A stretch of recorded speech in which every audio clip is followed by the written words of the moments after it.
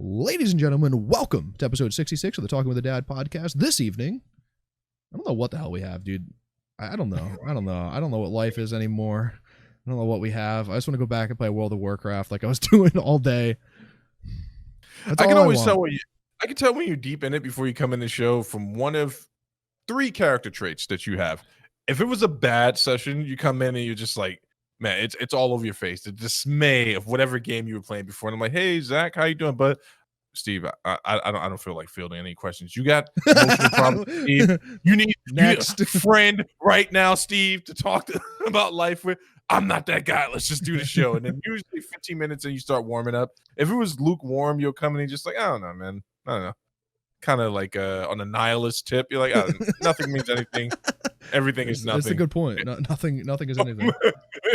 And then when it was a good game, you come in like that friend that just finally got his Coke after waiting for 3 days. You're like, Steve, how are you, buddy? I'll be back. I got to go to the bathroom. I enjoyed powdered donuts. There's a picture. My week? Dude, it feels like we did our last episode 3 weeks ago. Do you have the same feeling? Dude, I feel like it was forever ago. That's because it was a mega edition for MMA. That's why. I guess I have to like cool down after one of those. But like I woke up this morning and I'm like, oh, it's podcast day. Like I feel like we haven't done one of these in 2 weeks. Dude, remember like towards the end of freaking Borderlands? Like, I just want you to go back there. Close your eyes if you have to. Okay. Like towards the end. I was playing a lot of Tarkov. Okay. I remember there was one point, man, where it was just literally. I was like, yeah, the gun spits guns, Zach. That's great, man. Let's just power through. We've been playing this game for 26 weeks. If you think about it, if you really think about it, we played the Division since then, only because you hadn't played the Division 1, right? But I don't think other than that we would have played a game together since Borderlands. No, we played Rocket League. It was just Rocket League was too much fun, and I have a strict religious code in regards to letting myself. I don't understand that. I really don't. I mean, Rocket League become very on fun if you want to play against good people. It becomes very on fun. No, obviously I'm not going to do that. But that was a good night when we played Rocket League. We would play other shooters and stuff with each other. If my schedule shift actually switched. Remember, we were on the same work schedule for a long time. Yeah. Right, and then. Shit changed. You changed. You wanted to improve your life situation like an adult. Which turns out it wasn't the right move, but you know what though? What is the right move? Actually, no. Point? I mean, I made enough money and had enough money saved where I haven't had to work since April. Let's think about that for a second, right? I didn't have to like fucking, and I still don't have to work. Like, and you're gonna get that fat stimulus check that's coming through. So is Pelosi? And I still haven't even touched my first stimulus check. Really? It's sitting in a different bank account that I just haven't closed. It's just there. I actually knew that. I think about your stimulus check a lot. I don't. I think I might have left my RuneScape subscription coming out of there. Both 2 or 3 of them, whatever it is now. You know what we haven't done in a while, Stevie? What games have you been playing? Like what's in the lineup? My lineup has expanded recently, like the last week or so. But what's in your lineup right now? Right now, I'm doing cleanup on the Avengers. Okay. So I'm just going through doing like cleaning up the maps, and that's something I rarely do unless I'm really into a game. Like even with Fallen Order, once I was done with the game, I was like, man, that was a great story. Uninstall. So I'm just going through cleaning up the maps. I played a little bit of a Rogue Squad. I should probably give it a Rogue Company. Sorry about that. Rogue Company. Give it another a shake. Mm-hmm. Give it a fair shake because I shouldn't be able to go into any game and like get kills. Not a kill, but like multiple kills. And I was like, something's not right here. Well, I mean, you know, give yourself some credit, right? You're better now than when we first started playing, right? And that's just a level of muscle memory and such. And then when I really, really want to bring myself back down to earth, really smash my ego, I log into the Street Fighter lobby, go into the actual tournament mode, and I get served every time. Me too. I went in there with 161 credits. I'll use that word to describe it, right? Okay. XP points. Went in with hard-earned XP points. Lost them all. It's more like it's more ELO is what they call it in games, where it's like a separate point that you use to rank, like to get a rank, right? And if you lose, it goes down, it goes up, right? Lost it quick. Lost all of it. Like a gambler that couldn't get up from the table. Man, but you know the issue with that is like you're used to playing it like essentially on LAN, right? You're used to playing it in an arcade cabinet or like 1v1 on a console, and now you have to compensate in some facet for internet connectivity and lag, right? So it's a whole. You're probably playing the game like you would play it on a 0 net, right? Where now you're playing it at 100 ping or more, right? So you probably have to learn how to compensate for the internet irregular, right? The latency is the word I was looking for. There, I was fishing for it, and then you'll probably be fine again. No. I appreciate that, bro. But there are people who are like, there's obviously there's pros, there's levels to it, right? But you're well above average of a player for sure. Oh no, definitely. But I know for a fact, I can't prove it, so I shouldn't say I know for a fact. But I'm sure you've had this feeling before playing COD. I played someone the other night who I'm almost 100% sure was a pro, and I could tell by the way he used this character. I was like, all right, this guy's a pro, and he served me, and it was bad. Like I didn't get a hit in, let alone barely able to land and block. It was that type of match where I just kind of sat back and I was like, I can't accuse him of cheating. Can't say he was hacking. I can't prove any of that. You could. I could, but it wouldn't make me feel better. That's what everyone else does. Whoa. I want to ask you what you were playing because you just brought up something that I want to bring to your attention. But what have you been playing lately? Man, that's a hard one, right? We've been still playing through Divinity Original Sin 2. So we play that occasionally. World of Warcraft came out with their pre-patch on Wednesday, something like that. Tuesday. So that's a topic we have for later. Playing a little bit of RuneScape like always. I always try to log in and get some stuff accomplished. It's probably Forza. I've actually been playing a lot of Forza again recently, but that's just because I'm in a car mood and I can't afford to buy another car, so I just go fucking play with fake cars. It's about it. Honestly, it's about it. That's exactly what video games are intended for. Like, hey, don't do anything unreasonable. Just play the game right now. Right. Don't buy low pros or whatever it is you people put in your cars. I wanted to ask you about a situation. Okay. Cheaters in lobbies. We've talked about this ad nauseum before, right? Nick Merckx has a huge thing against cheaters and everyone COD does. Every reasonable person does, but okay. But he's been very vocal on this channel, like a bunch of people have. Courage, a few other people. But apparently he jumped into a lobby and played with a cheater, unbeknownst to him, and they just racked it up. That's not a big deal. How would he know that the guy is cheating on his team? You could tell. you could if you play the game enough, dude, you could tell. Right. All right. So I'm trying to give him the benefit of the doubt. He used it to get a free win. So here's the thing. Two-part question. Sure. Is he wrong? No. If he never owns up to it. Two.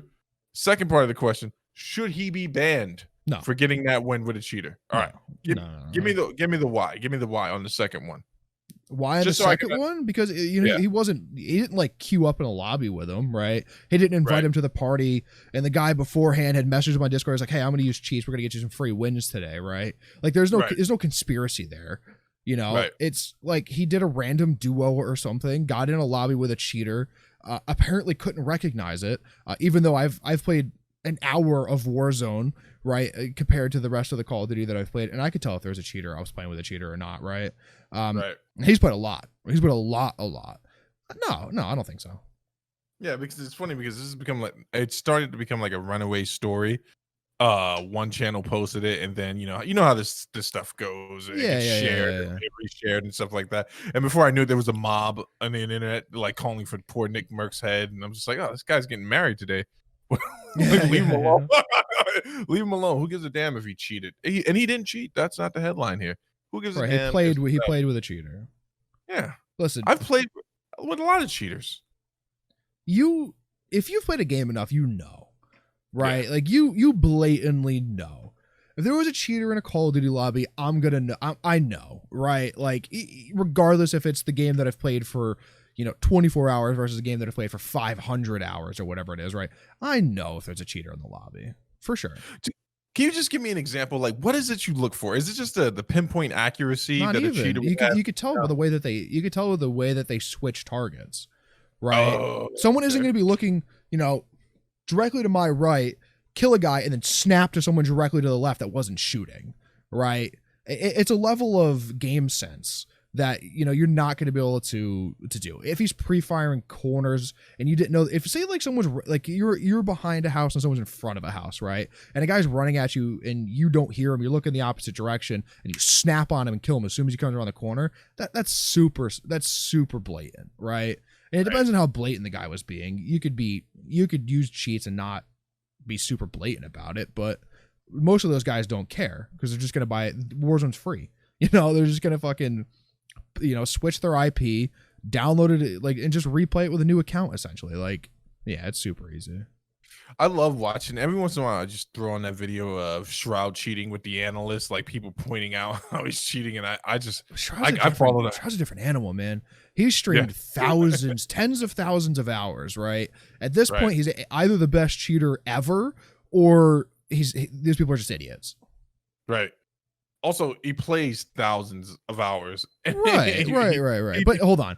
You could play that many thousands of hours and not be that good, right? There's a level of he's just very good off the rip, versus someone who plays a lot. I wonder though how much of it boils down to the rhythm of a game, right? Like just knowing, just like, hey, I know how this works. I know. So the amazing thing about Shroud is he could pick up any new shooter and just be good at it, right? Karma's the same way. The Call of Duty Pro, Karma can pick up a new game and just be very good at it very, very quickly. So yeah, that's more the impressive thing about Shroud other than his aim. His aim's very good, right? But in the world of Counter-Strike, his aim is average. Let's be fair. There are crazy. Oh, dude, they're the best shooters in the world, right? Those are the Counter-Strike players are the people who literally their job is to click heads, right? That is their only thing that they have to do, and they're really fucking good at it. And Shroud had moments of brilliance and moments of like, what the fuck just happened there, right? More so than anyone. He was very streaky. The best trait that he has is being adaptable to a game. What's your guy's name that killed 5 hackers in that room that day? In Tarkov? Landmark. He's very good. He's very good at games too, right? You watch him play COD and coming from Tarkov, which the games handle extremely different, right? And he's still very good. You can see that if he puts that kind of time into a game, he's going to be very good at it for sure.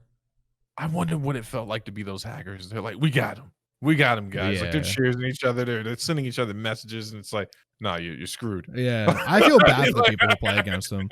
He's actually been dying a lot recently. I watch a lot of Landmark, just because he's just so good at it. He has a good personality, right? Like I can relate to his personality. He's a 25-year-old that grew up in Long Island, right? We're not that much different, essentially. So I understand a lot of his humor and a lot of that, right?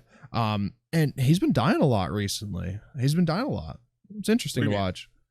His channel's been dying? Or he's been dying in game. Oh, wow. Really? Yeah, because the game is so random, right?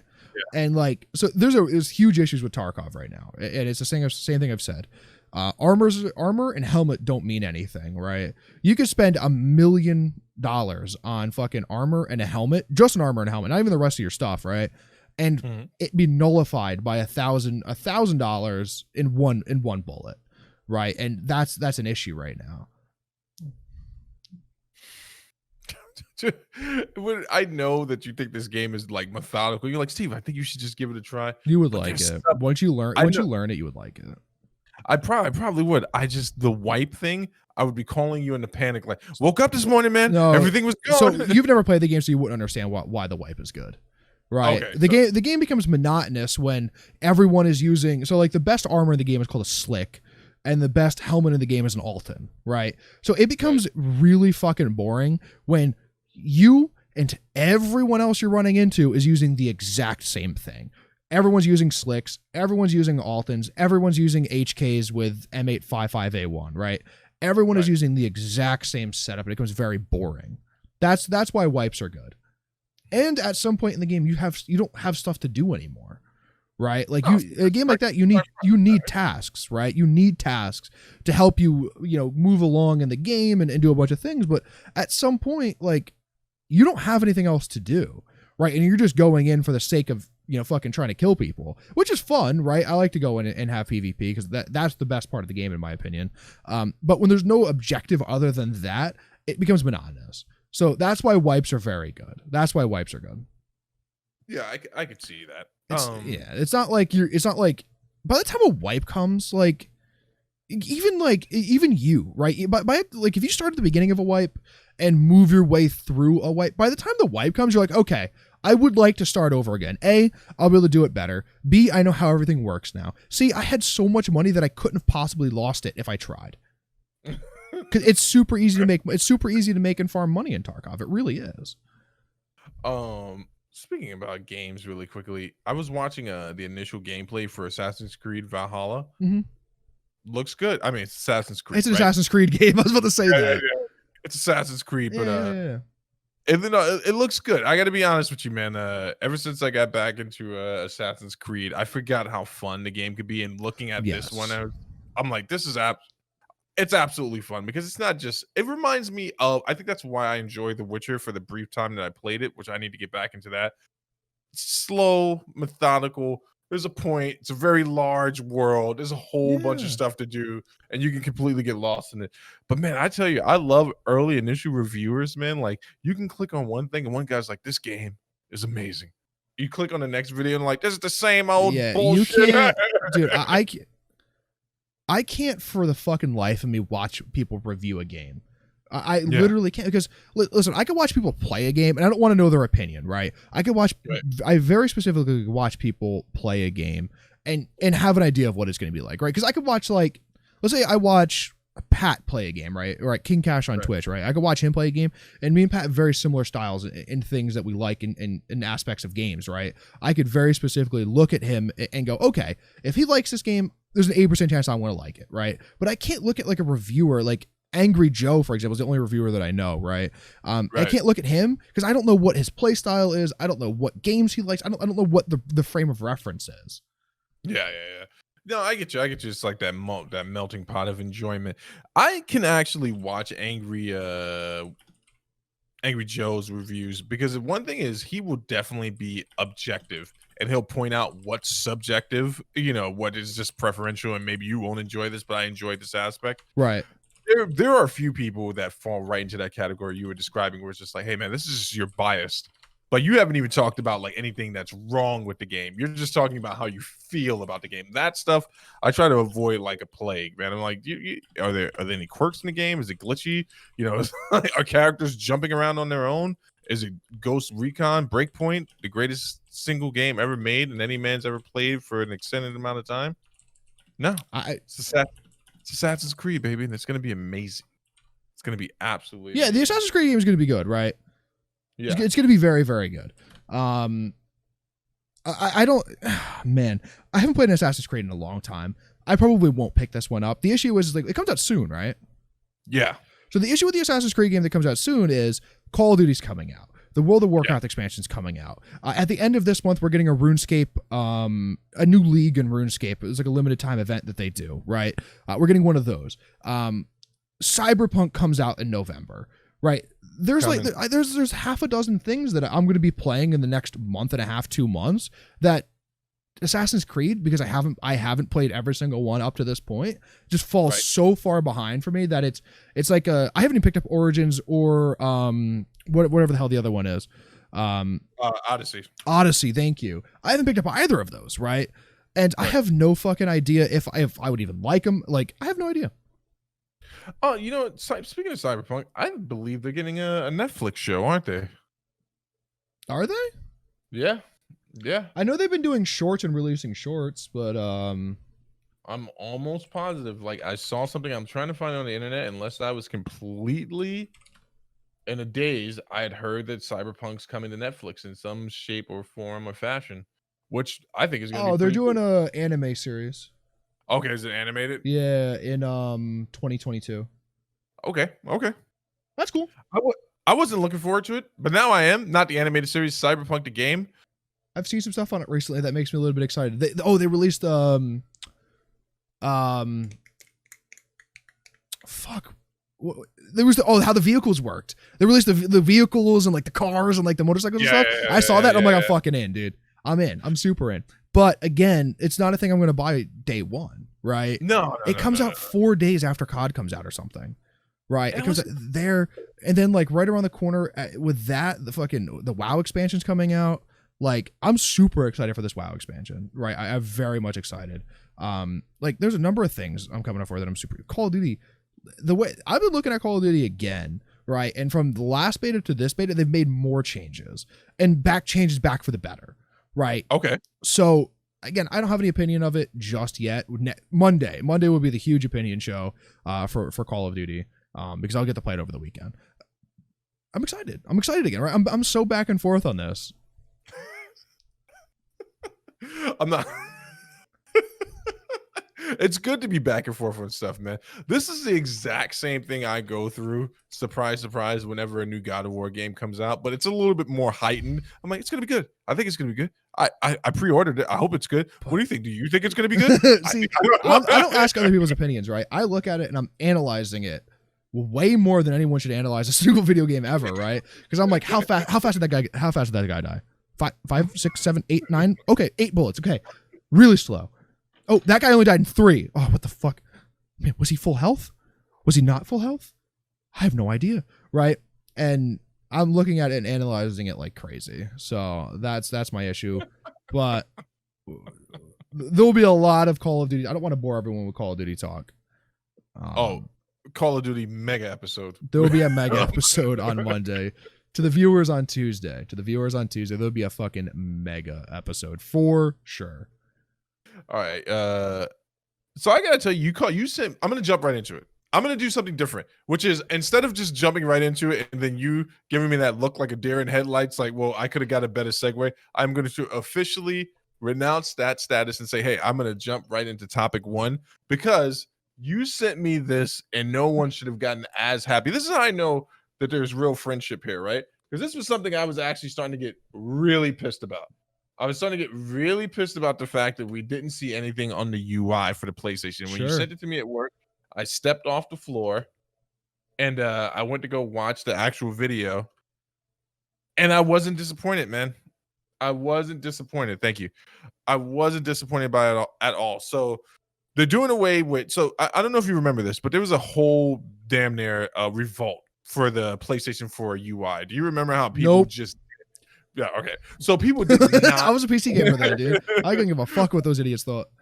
Here's how popular the PlayStation 3 UI was. There was a Sony DVD player that came out, regular Blu-ray DVD and player, they used the same UI? And exactly. They used that UI. They used that exact UI on that DVD player, and they used the UI on some of their TVs when they were coming out. I remember that. See, but here's the issue, right? The PS4 UI is better than the PS3 UI. I thought so, but hey, you know what? It's specifically now is, right? It is now because it's advanced so much from when it first came out. There were a few things that lingered over. So the PlayStation Store, my least favorite thing about Sony has always been their weird setup on the store. Like their predictive typing on there is extremely strange, where it's like it should be intuitive enough to find. Can I explain that to you quick?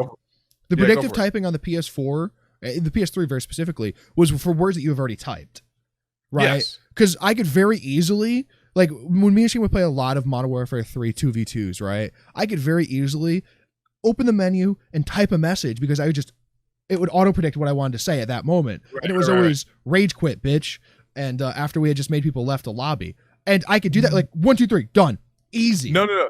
You're talking about the actual functioning predictive, which was amazing. Keyboard, smart keyboard, and everything. No. Is it different on the PS4?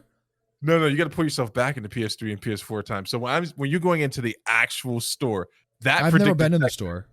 Okay, so you would type. Let's say, for instance, you type Star Wars, right? Or your Battlefront. You would think after typing B, then A, then T, it's like, oh, here comes Battlefront. But no, it would jump back because maybe it could find Battletoads.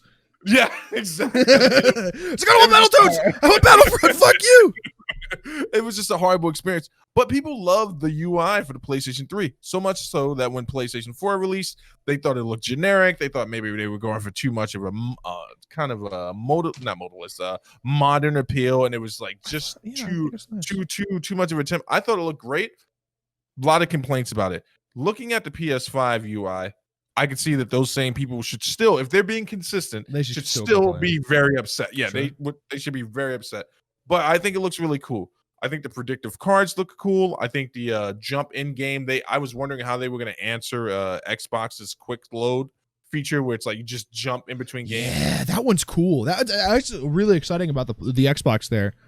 So the way PlayStation is going to do it is they have these cards. So let's say you were playing, I don't know, man. Let's say you're playing Assassin's Creed, and the cards come up and it shows you where you left off in the game. You click on it, instant. Like, I mean, you loaded instantly back to that spot. There was barely any load time. Okay. The next cool thing is it gives you a breakdown of like, hey, these are the missions in the area that you haven't completed. You got 20% here.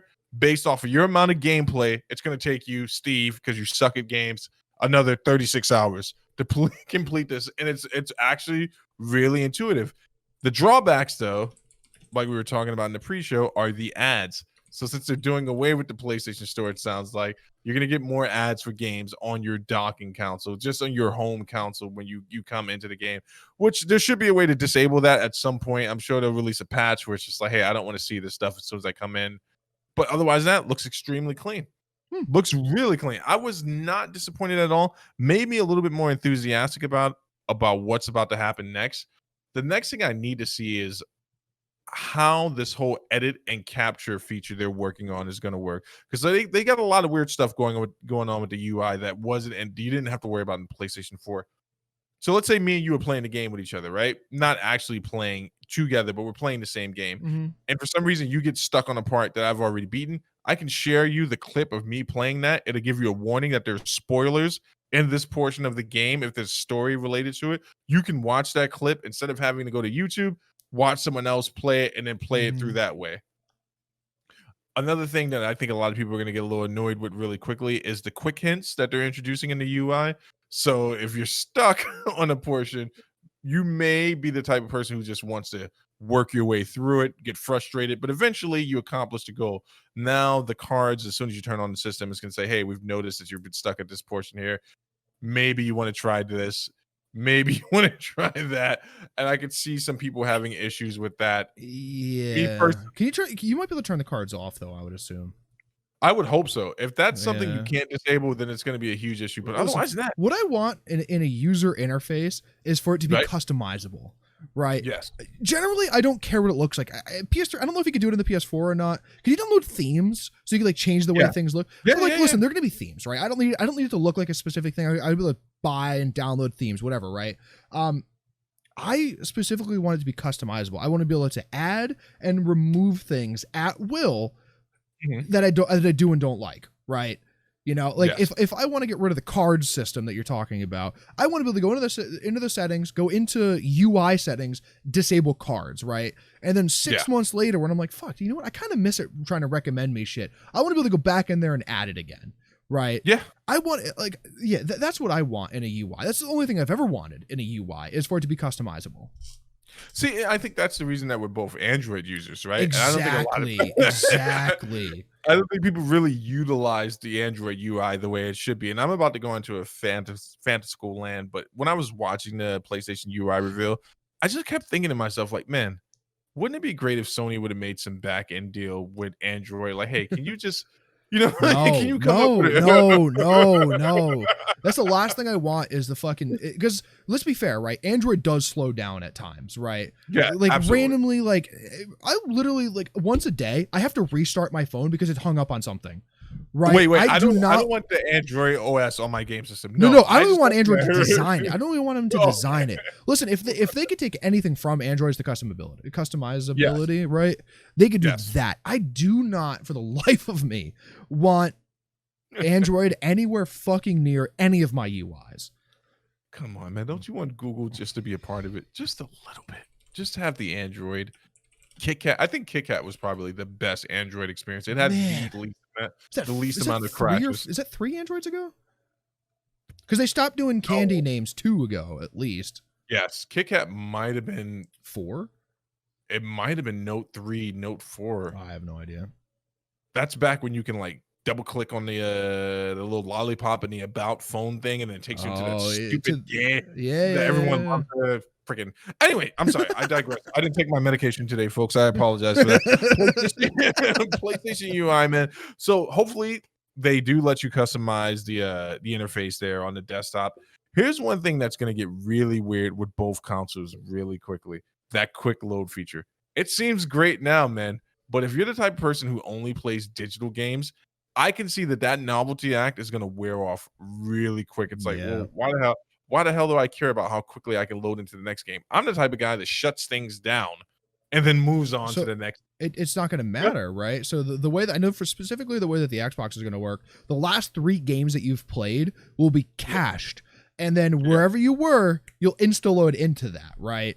And that's interesting. But even if you could shut the machine down, you could do whatever you want, and it could be over months, apparently, and it'll still have it cached. Now, my concern is how much of the hard drive are they using to cache this information, right? Because essentially what they have to do. I would be very concerned about how much cache space is going to be used. I have no idea.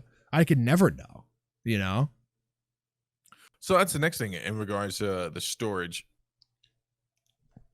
I think Xbox users are going to get a better deal in regards to how much of the actual storage they'll have access to. I'm talking about the internal storage. Correct. PlayStation, Sony is notorious for, we promise it's 1 terabyte this time.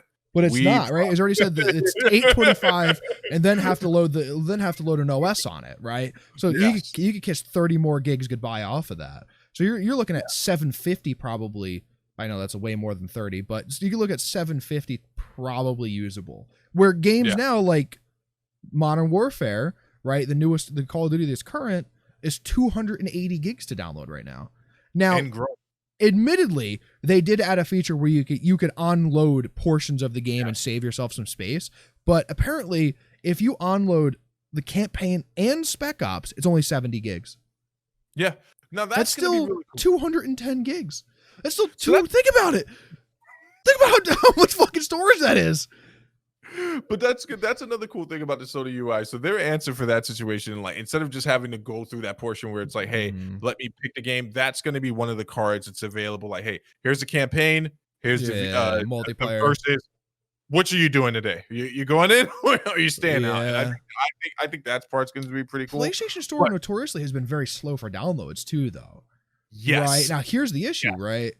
Is it still going to be that slow? Have they bumped up that infrastructure to allow faster downloads? I would be willing to say that they didn't.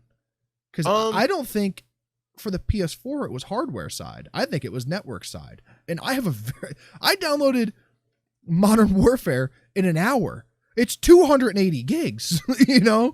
Like, so you think it's their servers? I think it's their servers that is limited. I bet you their servers are old. Because again, Sony's a dying company, right? You know, the server infrastructure is expensive. You're looking at CPUs that are 15, 20, 30,000 a piece. Not to mention, you need 2 or 4 of them for a server.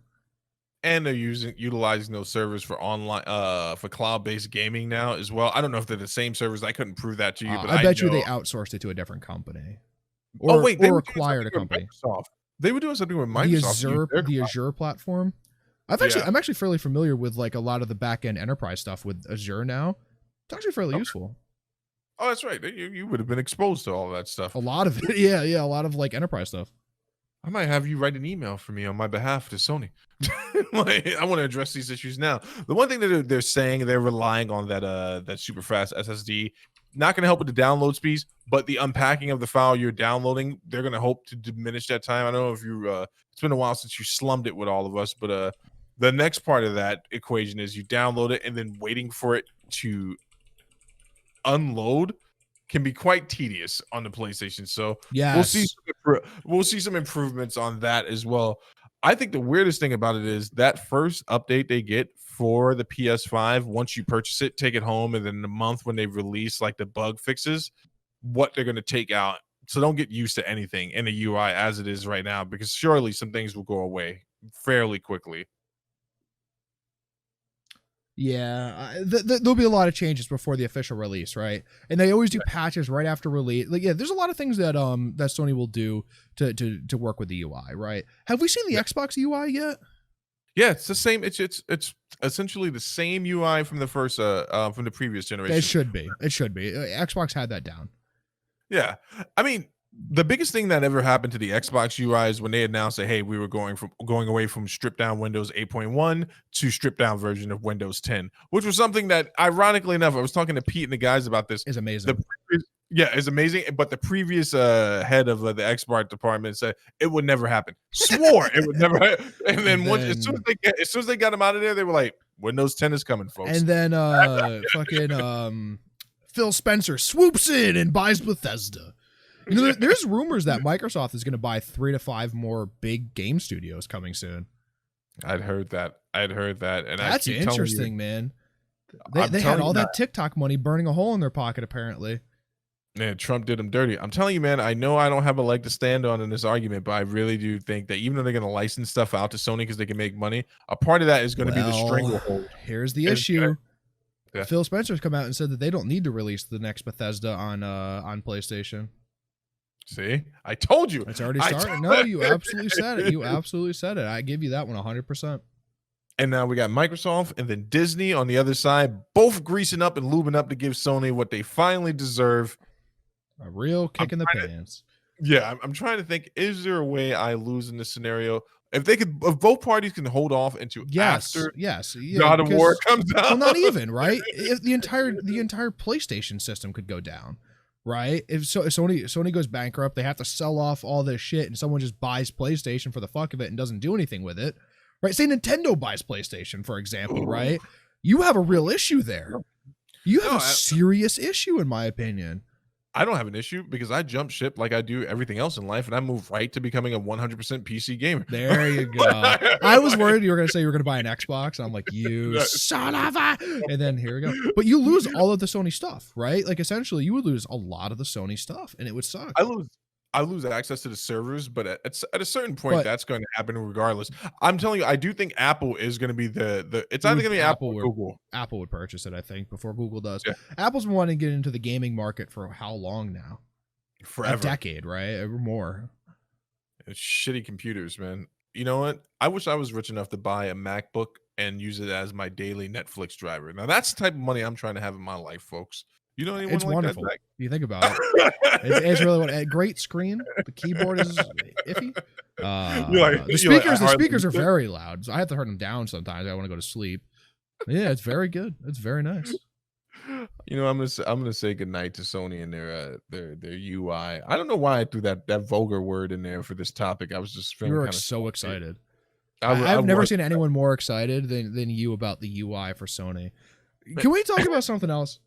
I really hate shitting on the Avengers game, but then, that's not even a topic. Man. I know, but we're on PlayStation, right? And that's down, man. I really hate doing it, but they make it really easy. They just delayed their first DLCs. Wait, for next gen consoles only? No, correct? For everything. Oh. I said they delayed the DLCs and next gen releases, so it's not even going to release day one on the PS5. It's already a game that's out, right? So it shows there's a little bit of issues on the inside. If they can't get a port across for a game that they should have co-produced on both systems, there's an issue there. Something is going on internally that makes me think there's an issue. Now they have to delay the DLCs because they said they need longer internal testing is what the direct quote was. What? Longer internal testing. What does that have to do with the existing generation of consoles? Why is the DLC delayed on that? What testing? What they need to make sure it works, apparently. What, did they just develop this thing like last week? They're like, oh shit, we promised one would be out in 4 weeks. Johnson! Get it going. Dude. You know what? It's a bummer, man. I was really looking forward to the Hawkeye DLC. Hawkeye's not the first one, by the way. What is it? What is the first one? I forget who they said it was. I could look it up. We might still have time then, as long as I can play the Hawkeye, the Black Panther. How long is the delay? What are they talking about here? Like 2 years, 3 years? Outside of October. It's not too bad. So the PS5 and the Xbox Series X versions will now arrive next year. And hold on. Who is it? Kate Bishop. Oh, yeah, no one cares about her, dude. But Kate Bishop gets delayed, which means Hawkeye gets delayed, which means Black Panther gets delayed, which means whoever down the road gets delayed, right? That's the issue. This is all Square Enix. So, but you'll be able to download a digital thank you bundle between October 22nd and November 5th Which you get 1,500 credits, 7,000 units, 250 upgrade modules, 200 or 20 DNA keys, and a Sarah Garza inspired nameplate. Now I don't know what any of that means. I'm just reading it. I'm just transcribing it, as they might say.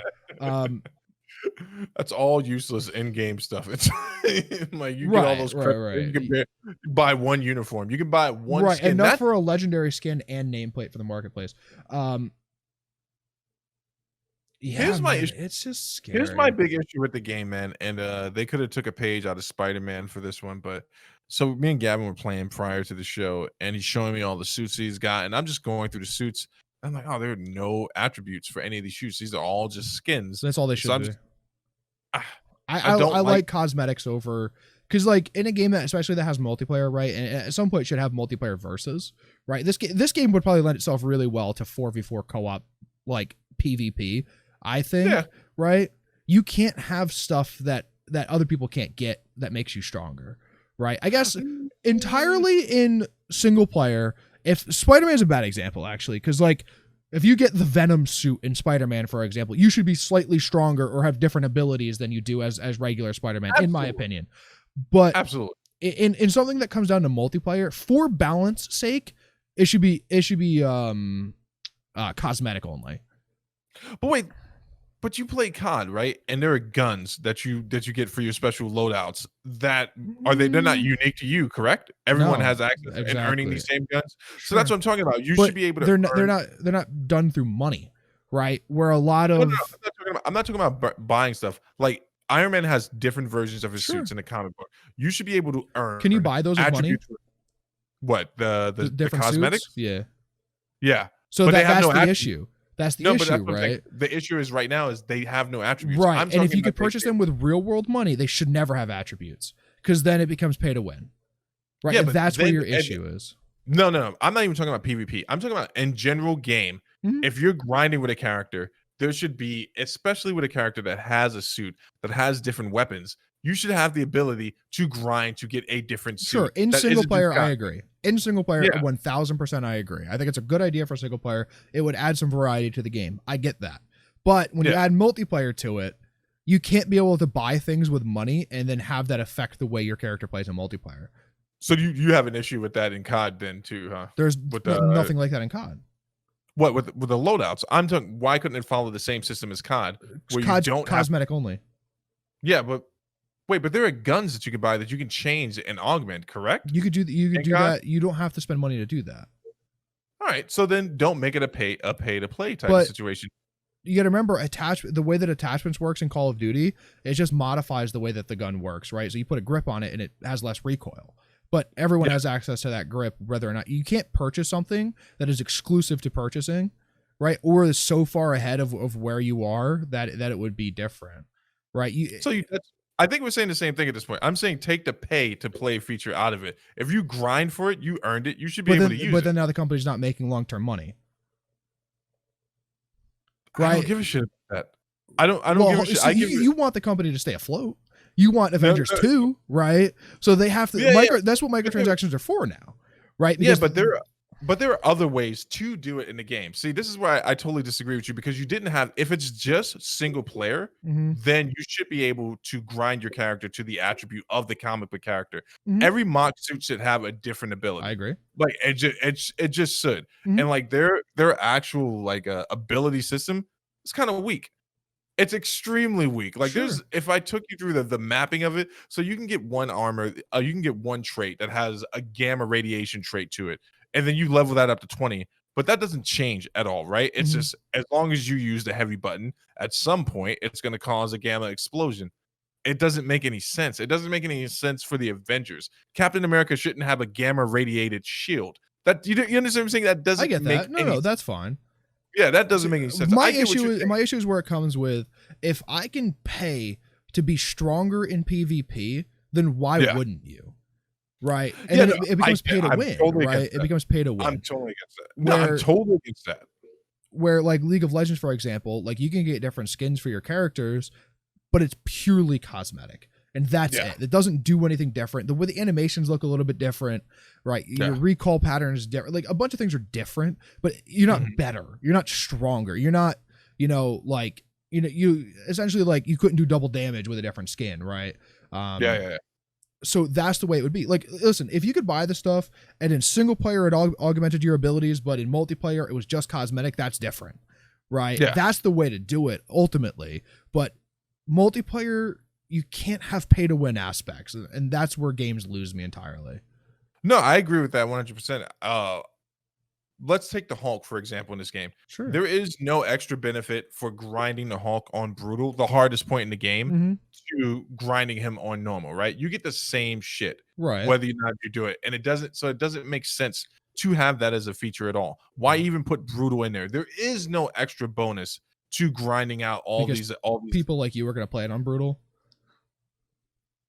The completionists, right? The completionists.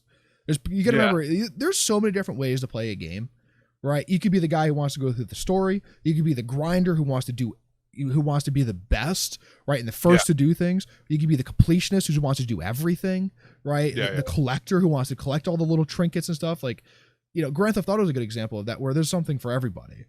And that's really neat, right? Because no one wanted to go around in San Andreas and collect all the fucking oysters at the bottom of all the lakes, right? But there were yeah, you didn't know that? No, that sounds like fun. Yeah. Yeah. So there's the 100% complete San Andreas. You had to go to the swim to the bottom of every fucking lake and collect oysters, right? Among other things. There was like other shit to do, but yeah, you could do all of that, but ultimately when it comes to player versus player, everyone, especially in a game like that where it's like melee combat based, should be on an even playing field. See, for me personally, I probably wouldn't do the PvP. I would do a joint mission if there were missions worth doing a joint mission. My issue is that it does not seem that anyone who's actually involved with the comic books sat down with these guys for the traits. Right. Like there's a point where it's like of diminishing. Like I get what you're saying, and that makes 100%. Let's keep it clean. Let's keep integrity in it. But at the same time, does Hulk really need an attribute that makes his bones thicker? Is that a thing? Sound like it doesn't make sense to you? You understand what I'm saying? No. Like, give him bonus health. Like, I don't. What does that do? Like, there's a point where it's like, why did I do all of this? Now I know what you're gonna say next, right? Why did I get all these Iron Man suits if they don't do anything? Because you want to flex on your friends and look cool. That's why. I don't want to look cool. I just want to live out my comic book fantasies, man. I want that mock suit. You really need. And the world really needs, because I think it would be really good, is an Avengers MMO, right? Where you can play Iron Man and either be the fucking tank version of Iron Man, right? And you're the one taking all the damage, or you could be the guy in the back shooting fucking rockets, doing all the damage, right? Like, and that's what's great with MMOs. That is what's fantastic with MMOs, man. You could do that. But you know what's crazy? It was crazy. I seem to remember when this game came out. Maybe they tricked me and they said, no, the game has M in the beginning, and then we said M about something else, and then we got you when you paid. You guys are a bunch of moes for buying this game. But I'm still having fun with it. I was just that's fair. I would just ask them. I wish it was the Avengers MMO, and I wish that's what it was. Because first of all, we could get you introduced to an actual MMO that you'd be interested in. Right. And I could teach you what a tank is. I could teach you what a DPS is. I could teach you what healers do. Right. We could do that, and then we could transition to a real MMO. We'll get you playing WoW. We'll get rid of your family. But I do all of that as long as it's not at that weird angle, that weird view, man. I can't do it. I need like that third person action right there. Can you get me something like that? You find me an MMO like that where I can look at my character not from the downward angle. I'm in. WoW's not a downward angle. That's only Diablo. Diablo and Path of X ARPGs, right? Action RPGs are the only games that have that angle. This is way off the beaten path right now, but I gotta tell you, I might have said this before, but it could be my old age. Diablo, best cutscenes in any game ever. It's just, true. It is. It's 100% true, and I stand by it. I stand Halo, by it. Gears of War. World of Warcraft has some of the best like pre and post expansion like cinematics of any game ever.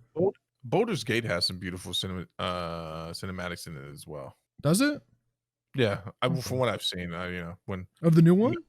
Yeah, maybe we haven't seen one yet. I don't know. People aren't enjoying it anymore, and I feel like that's your fault specifically. Just like Avengers failing is your fault too somehow. Yeah, I mean, I'll take that on my shoulders. Baldur's Gate's fun. It needs a lot of work. right? It Yeah, needs a that's what I lot heard. of work. That's it, you That's what I know. heard. But any game that goes out in early access that's technically an alpha or I don't even know. I think it might be a beta. I think it's an alpha though. Needs a lot of work. Needs a lot of work. It's just interesting that the game was supposed to be out by now and it's still only an alpha state, right?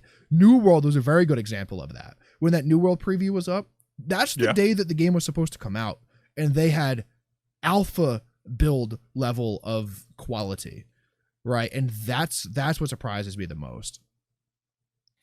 I mean, but they get away with it, right? Where's people? Oh, of course, yeah, man. Yeah, like people are still going to play. Like as much as I'm bitching about the Avengers right now, I knew going in that it was just skins, right? I knew that 100%. I think that was one of the things they said when they made the game. Like Cosmetics. they're like, unfortunately, it's just cosmetic. There are no attributes to it. But I didn't hear that. I heard You're what like, I wanted to hear. attributes, bitch. Just take my money so I can get this fucking game already. I don't fucking know, man. Why'd you bring this? You just ruined my mood for the. I did want to talk about it. I hate shitting on it, but they really do make it very easy for me. You're one of those people like, I hate talking bad about this thing, but I'm gonna. But it wouldn't be fair if I didn't keep shitting on it constantly. At least you're consistent. I'm very consistent. I'm very consistent. Yo, did you watch Dexter? No, at never. All? You never watched it? Nope, couldn't care any less. It was a cookie cutter TV show. It was not a cookie. It was on TV. fucking like FX or some shit. No, it was on Showtime. You psychopath. Another great example of how a show outlived its plot, right? So in the beginning, the novelty of like, oh man, this guy's a serial killer and now he kills other serial killers and he's also a forensic scientist. That seems really cool. Yeah, it's really cool the first season, and they start throwing in other things to explain his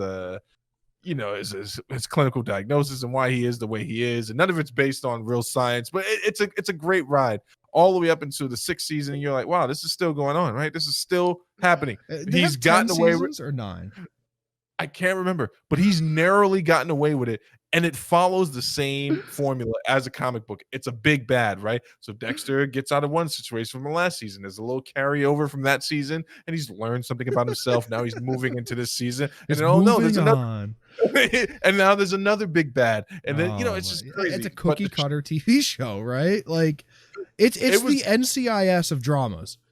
Oh, NCIS is one of my favorite shows. It's a guilty pleasure. Trace amounts of semen everywhere. That's what I learned about that show. Like from that show, I'm like, everywhere you go, there's semen everywhere. It's true. Everywhere. Okay, we're gonna derail for a second. Have you ever watched Top Gear? I think I've asked you this before. The movie? No, that's Top Gun. Oh. No, Top Gear was a UK television show about cars, right? But the one thing that they did amazing was that everyone could enjoy it, not just car people. Jeremy Clarkson, James May, and Richard Hammond or the presenters. Right. They did a few tests along the way where they would buy used cars for $500 and then bring them to a forensic scientist and have them swab it. There is semen and blood in every car ever made. Yeah. Yeah, it's hilarious. It's so fucking funny. I went to spring break in Miami. The hotel we stayed in was a fairly nice hotel, but I had this suspicion that there was probably semen everywhere. Well, it's Miami. I assume that for everything. It's on the floor everywhere. It's all over those stupid palm trees, and it's in the food. It's in the air you breathe. It's like vibranium. It's just exactly. But so Dexter ended on a horrible note. I've heard that it's some of the worst endings of a TV show ever. It's up there. It might be neck and neck with Game of Thrones, but for some reason, someone in the studio somewhere said, "You know what? We're gonna fix this. We're bringing it back, and we're gonna pick it up, and we're gonna give it 10 more episodes." I believe it's still coming back to Showtime, which would be the only place that would do something like that. Also, the weird thing about this is, now this is where I'm getting a little strange, right? Who asked for this? Right? Like nobody. Somewhere there's a test audience, right? Or someone somewhere is clamoring for something. There's a test audience, and they had to have shown this or pitched this idea to someone, some consumer. Someone pitched it, right? So hold on, it's Netflix. They don't have test audiences. What are you talking about? Yes, they 100% No, they don't, bro. They release Cuties. How the fuck do they have a test audience? They don't. There's no fucking way. They have an executive. No, Cuties is a very peculiar thing. So Cuties got approved under one format with one synopsis for it, and then Netflix said, "Hey, we're gonna do our own thing when we release this. And apparently, like Netflix that's why they're catching so much shit over this, because they were the ones that were like, what we got to do is we got to put them out front. This was a movie about, abuse of children, and now it's a movie about something else. But they 100% do have test audience. The thing I don't understand is no one asked for this. No one cares about Dexter at this point, and this is going to become a thing that I'm sucked into again. You know why? Because I watched this dumb shit, man, and there's no one here to stop me from watching it, bro. I'm literally going to watch this just to see where they take the story and how they could possibly move the story forward from the last place. So, spoiler alert, do you care about what I'm about to say right now? Nope. Dexter ends up alone by himself after his sister dies. Most of the main characters are wiped out in a storm, and he's kind of in some weird Arctic town. And it just shows that he became like an isolationist, like he always were, that he was just going to be on his own. This is why I didn't watch the Breaking Bad spin-off show or movie that came out, even though I heard it was amazing. Mm-hmm. I think when something ends, whether it's bad or good, that's a good place to just end it, right? I would not want to know anything beyond the point. Go for it. I think there is one exception to this. I would have liked a follow-up movie to The Sopranos. I want to know what happens. I want to know what happens to his money in Russia. I want to know what happens to everybody, right? I want to know what happens in the diner. I want to know.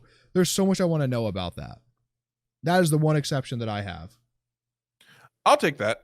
I take that because with The Sopranos, the widely accepted theory is that someone walked in and probably killed him. Right, and killed everybody. Right? No. That's a widely accepted, widely regarded ending. I know that for a fact. Right. I in my head, I have what happens to. Right. Right. But I want to know what happens to the Stugatz. I want to know what happens to I want to know, dude. I want to know. Right. We're getting a prequel, which is neat. Is it? Yeah. You think that's neat? Yeah, I like the Sopranos universe a lot. So here's the thing, right? Oh man, I was just remembering the premiere of when they were previewing the episode where they kill Christopher's girlfriend. What was her name? I know what you're talking about. I don't remember, like Bunny or something. You remember it? Yeah, you remember that where she's like crawling for her life from home. Yeah, that was actually a pretty messed up part. Remember when Tony started dating a crazy chick from his therapist office? Also a very great story. Hilarious. The best episode of that show is the Pine Barrens. Let's be fair. Which one is that? Where they take him out they take the fucking Russian guy out into the and he was a KGB agent, and he misunderstands. He was like, oh, he was just an interior decorator. Right, because he said he worked for the interior for Russia. He's like, oh, he's an interior decorator. He takes him out and he fucking almost kills both of them and steals the car. And they're eating the ketchup packets and shit. Oh my god, that scene right there was amazing because there's such a real look of desperate, man. Like, when he realizes he ate the ketchup packet without him, he's like, "You fucking sucker." That to me, the Pine Barrens is one of the best episodes of TV ever. Right. I mean, I've never gotten to the Ozymandias episode of Breaking Bad. I haven't continued watching it yet. Probably never will. That is widely considered the best single episode of TV ever. But man, The Sopranos has a few. So there's one episode that's close to that one where Tony's putting in the lean on a hotel owned by a Hasidic family, and they're basically, this is when the cousin comes over from Italy and he's running prostitutes out of there, and then the Hasidic, the Orthodox Jewish guy is talking to Tony, and he's basically telling him, he's quoting scripture to him, and then saying, this is what happened to the Roman Empire when they tried to oppress our people, and he's like, "Where's Rome now?" And Tony turns around and looks at him, he's like, "We're right here."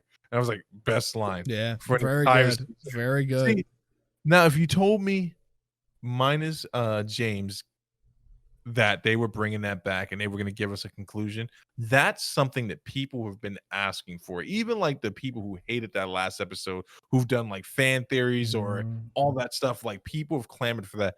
Dexter is one of those things that went down in history as an obscure piece of pop culture and a weird time in America's history. It's a very good parallel, right? That last episode of Sopranos is it makes people feel, right? Like either way. No, you know what? Since we're talking about it, man, we might as well talk about The Wire as well, right? You what? It might be too late now because it's probably been amped up too much for you to really enjoy it the way you should be able to enjoy it. I take everything with a grain of salt. I couldn't give a shit what people's opinion of it is. First 2 seasons of The Wire, man, like if we're just talking about like straight up street hustlers, cops versus street hustlers and dope boys, absolutely amazing. Like I did not know they were going to be able to draw that much story out of it, dude. The Wire's the one set in Baltimore? Yes. Okay. Amazing. There's another one that's set in LA, right? It's like very similar. It's like The Shield or something, maybe. Yes, Shield was also a great show. Used to watch that with Mantis and Zeus back in the Haven days. That also ended perfectly. And then just to give the fans what they asked for a little bit, because it kind of ended on one of those notes like where did the main antagonists go after he left? That show Sons of Anarchy or whatever. You remember the biker show? Yeah. Last episode on there, the main character is fleeing from the cops. He's mortally wounded. He's getting ready to ride to his death, turns around and beelines it to a trucker. And who do you see in the truck? But it's the guy from The Shield driving the truck. And it's a widely accepted theory that that's the same character and he's been on the run. And they killed each other. And it was absolutely amazing. Absolutely amazing. That's awesome. But that's not what we're going to get, Zach. We're not going to get any of that stuff. The show ended, right? Dexter ended. People hated it. It was divisive. And now they're like, you know what? Dude, imagine they do this. Imagine they come back with 10 more really bad episodes. Like worse. Like last season? Bad. The new last season? Worse. And they're only doing it to make the ending even better. Yeah. Welcome to the last 3 Star Wars movies. They're like, man, we're gonna fix it this time. It's getting worse. They're like, we'll fix it with this one. It got worse, man. But I'm the idiot that's gonna tune in, man. If you watch the show, fuck it, dude. Watch it. Like, why not? Right? You know how I get, bro. Like, I gotta. You do get weird about things. I'm gonna come on the show with all that baggage with me. It's like I'm trying to cleanse. Watch Dexter, man. Trying to cleanse my fuck palate me up. I'm actually I'm knee deep in Shark Tank right now, and that's actually something fucking too, dude. Something I'm really enjoying. Mark Cuban has not this season I'm watching. I don't know which one it is. Has not signed anything. Has he shit talked anyone? Oh wait, are you watching on Hulu? No, I'm just watching it on casually on cable, right? Yeah, you gotta watch it on Hulu from the beginning, dude. He literally looked someone in the eye, and like all the other sharks are interested in whatever the product is. It was like this foam roller thing, and the guys, you can tell the guys wanted to do business with him, and they look over at him. He's like, "Well, you got these guys interested. I'm out." And they were like, "Could we know why you're out?" He's like, "Doesn't matter. I'm out." Dude, I love Mark Cuban, and he for a long time was doing this thing where he wouldn't say anything, right? Wouldn't say a single thing, and then like someone down the line like gives an offer, and he's like, "Yeah, I'll do that deal, but for 5% less." And they're like, "Deal!" And they're like, "You fucking stole it out from under me." He's like, "Yes, I did." I'm actually in the season with Ashton Kutcher. That was weird. He was on like 1 or 2 episodes. Yeah. Every once in a while they bring in a guest. They brought in Jeff Foxworthy for a few episodes, which was amazing. Really? Yeah. He's a marketing genius. What are you talking about? I didn't know that. Jeff Foxworthy branded everything, dude. We're talking about the redneck. If you're a redneck, if you do this guy, right? Yeah. You might be a redneck. You want to know something else interesting about that guy? He is a classically trained Christian theologian. Like, he is able to hold a conversation about Koinoi Greek, and you would not expect that. Just like I wouldn't expect Roseanne Barr to ever call someone a character from the Planet of the Apes. You just don't see these things coming about people. That's a good point. No, I mean, you know, a lot of people say that you do have to be fairly intelligent to be a comedian, right? So I expect a lot of these guys to have these weird hobbies to do. What do you think about Tracy Morgan? Dude, the only thing I've ever thought that was funny about Tracy Morgan was after he got hit by the Walmart truck and got settled for $350 million, whatever it was. And someone's like, "Well, you can still shop at Walmart." He's like, "Absolutely. They have the best deals." And I'm like, well, there you go. And he was on a show called 30 Rock. Oh, fuck no, not that kind of show. One where they used to scare people. I'll look it up. Give me a minute. Keep going. You got a thing you're going for. Wait. Tracy Morgan was on the show where they. Oh, I know what you're talking about. It was Scare like one of those, Tactics. Yes, I remember Amazing show, very good. And Tracy Morgan hosted. It was hilarious. Oh, it's on Netflix. Didn't a chick from 90210 host it for a little while too? I have no. I don't know what 90210 is. Yeah, you know what it is, man. Don't front, man. Everyone knows what 90210 is. I've never watched it, of course. Yeah, I got street creds that I need to protect. Roy, if you're in the chat talking crap right now, then you could just go ahead and drop dead. Oh my god, that's a little offensive.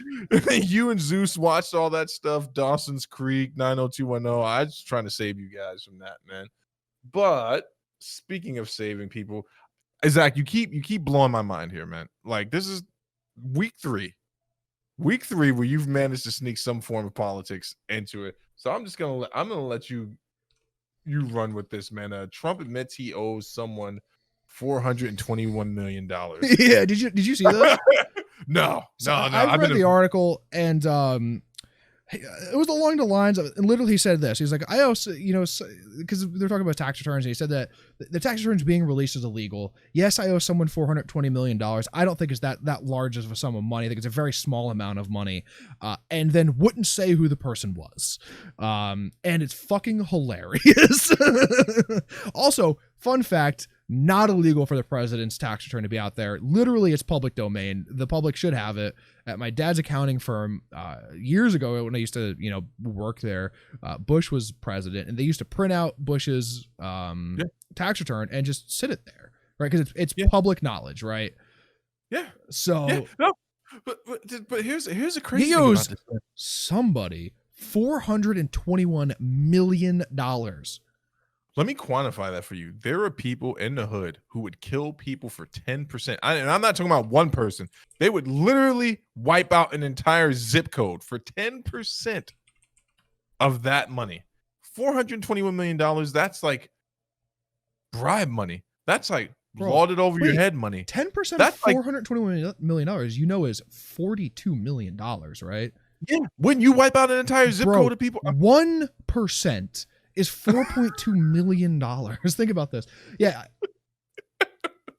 Yeah, hold on. Apparently, first of all, he apparently owes twice that amount of money, right? We're talking about 80% of $1 billion, right? And I have a very, very small percentage of debt compared to my worth. It's what Trump says, right? Trump doesn't have liquid cash. Let's be fair, right? No, he doesn't have liquid money enough, right? Enough to live. He's a wealthy man. Let's not get that wrong, right? His net worth is all tied up in buildings in New York City. Yeah, and licenses that he hasn't collected on yet. Right, or debts that he hasn't paid. But yeah, he's a wealthy guy, but 800. Holy shit. Dude, let's backtrack here for a second, and I promise I won't keep us in the mire too long.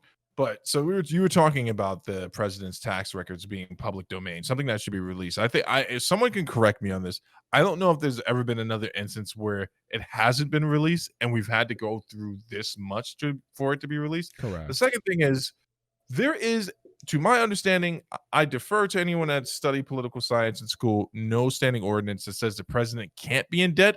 But there should be, right? There should be something that says, like, hey, you're walking in owing someone who you won't disclose $421 million.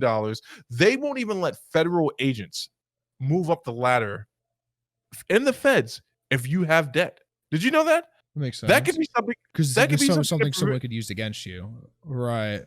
That makes sense. Now, we're talking about our federal agents, right? You got too much debt. Guess what? You'll never be a chief. Right, you'll never be a desk chief until that's resolved, and they can verify in the books that that's been resolved. But you can be the president of the United States and old people dictator money, blood diamond money, essentially. This like the type of money where you can honestly say, hypothetically, allegedly, that whoever he owes this money to, they could probably put the screws to him a little bit, right? Yeah. Now, here's the thing, right? Is he's claiming the money is owed in mortgages, which I guess as a real estate developer, it makes a lot of sense, right? But the way that he phrased it is he owes someone more than $400 million is absurd, right? Obviously, it's not. He doesn't owe fucking a single person $400 million. It's probably banks upon banks, but he runs his businesses at a loss, right? So he's not going to ever pay any of that debt back. And to be fair, right? And if you know anything about business, some businesses aren't made to make money, right? No. But real estate is always made to make money. So famously, Trump said sometime in the 90s that if New York ever came to collect what they were owed, that he would cripple the economy of New York. And that was verified by a few other people. They're like, yeah, if they actually took back what they owed from him, that it would negatively impact the economy for years. Yeah, I mean, like, if Bloomberg moved out in New York City, they would have to find a way to make up that money that they tax him, right? Like, that's a thing.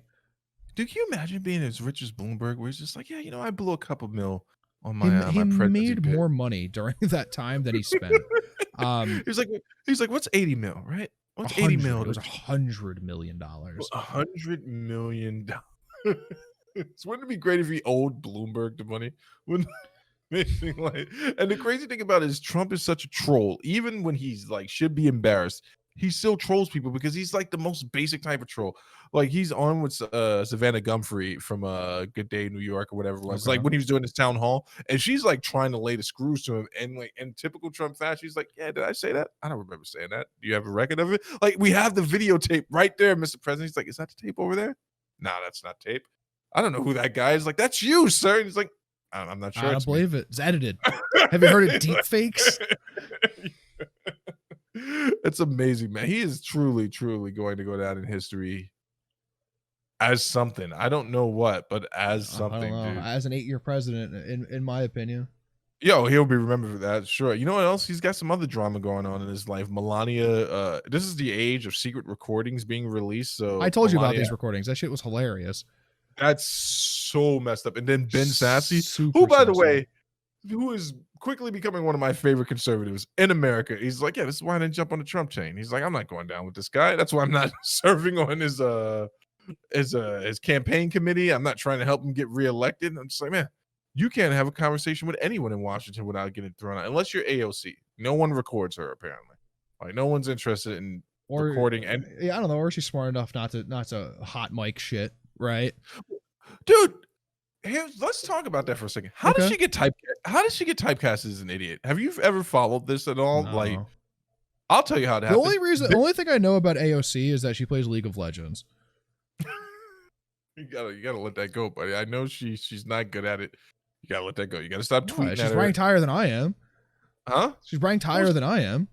She's got more time in her day to do that type of stuff. No, I mean politics, for God's sake. She tweeted like making silver, and I'm like, all right, well, shit, dude, good for you. Like, it takes some dedication, or you're getting carried, bitch. What one is it? Are you getting carried? Did you hire Faker? Have you ever seen the video of Henry Cavill building his computer for gaming? Superman? I heard about it. I couldn't give a fuck who was Superman or not. So it's funny. I don't play into the celebrity lives. We've talked about this multiple occasions. I don't care. Oh man, I care so much, especially when I do make it into their houses. And right. And you're in the basement for a while. I'm just sitting down there chewing on peanuts. I wish I'd come down here.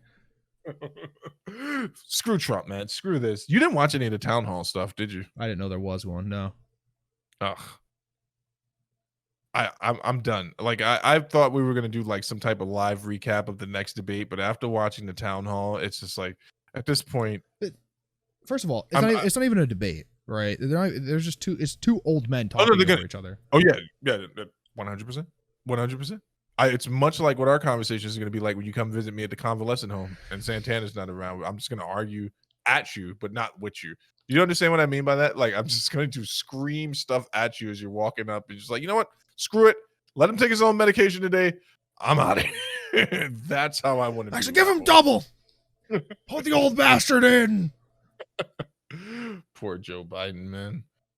Speaking of madness, so I'll take full account for this one because I know these people kind of terrify you. If you wouldn't mind grabbing the timestamp for me, buddy. So I don't know if I've told you this. I've actively been on the lookout and trying to engage the Q-anon community. This is about. Now I don't know what it is. A horrible idea. I don't know what it is, but they always figured me out. I actually downloaded that conservative app Parler. to see if I can get into some of their inner workings and haven't been able to do it.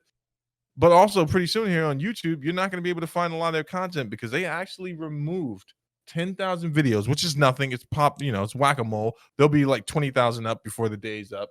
And they also decommissioned 100 accounts. This is on top of Facebook last month restricting a lot of their accounts. And I love the language that Facebook used. We've restricted their accounts. I'm like, it's interesting. You didn't restrict Alex Jones. You straight up deplatformed him. But I can see how this would be a little bit different. Fully deplatformed him too.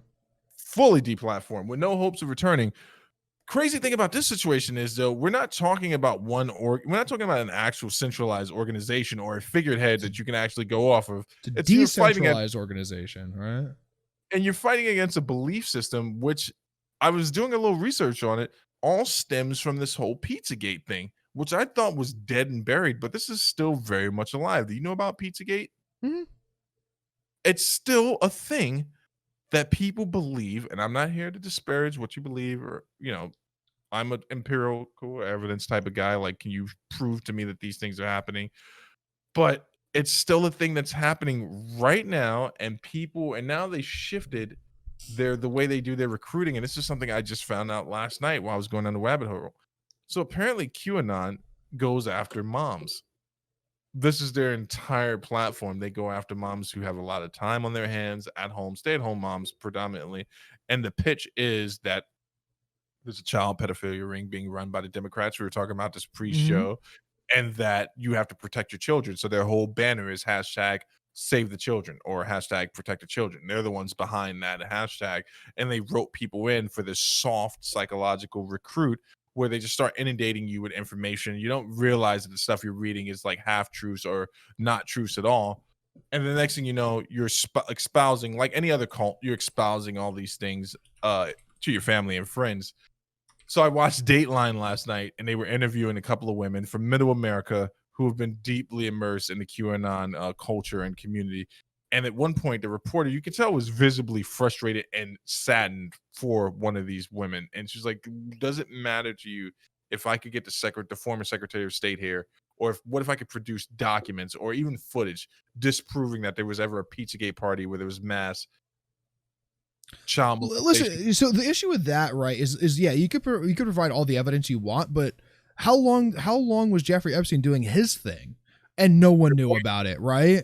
Like, or it was covered up because so many government officials were involved in it, right? Here's the issue where I'm parallel ideology, right? I don't know if I wouldn't consider myself a part of any sort of group, right? But there is definitely a ring of pedophilia going on in high-level governments, high-level religion on all accounts, right? And high-level like actors in Hollywood and the wealthy and like the 1%, like it is for sure a fucking thing that's happening.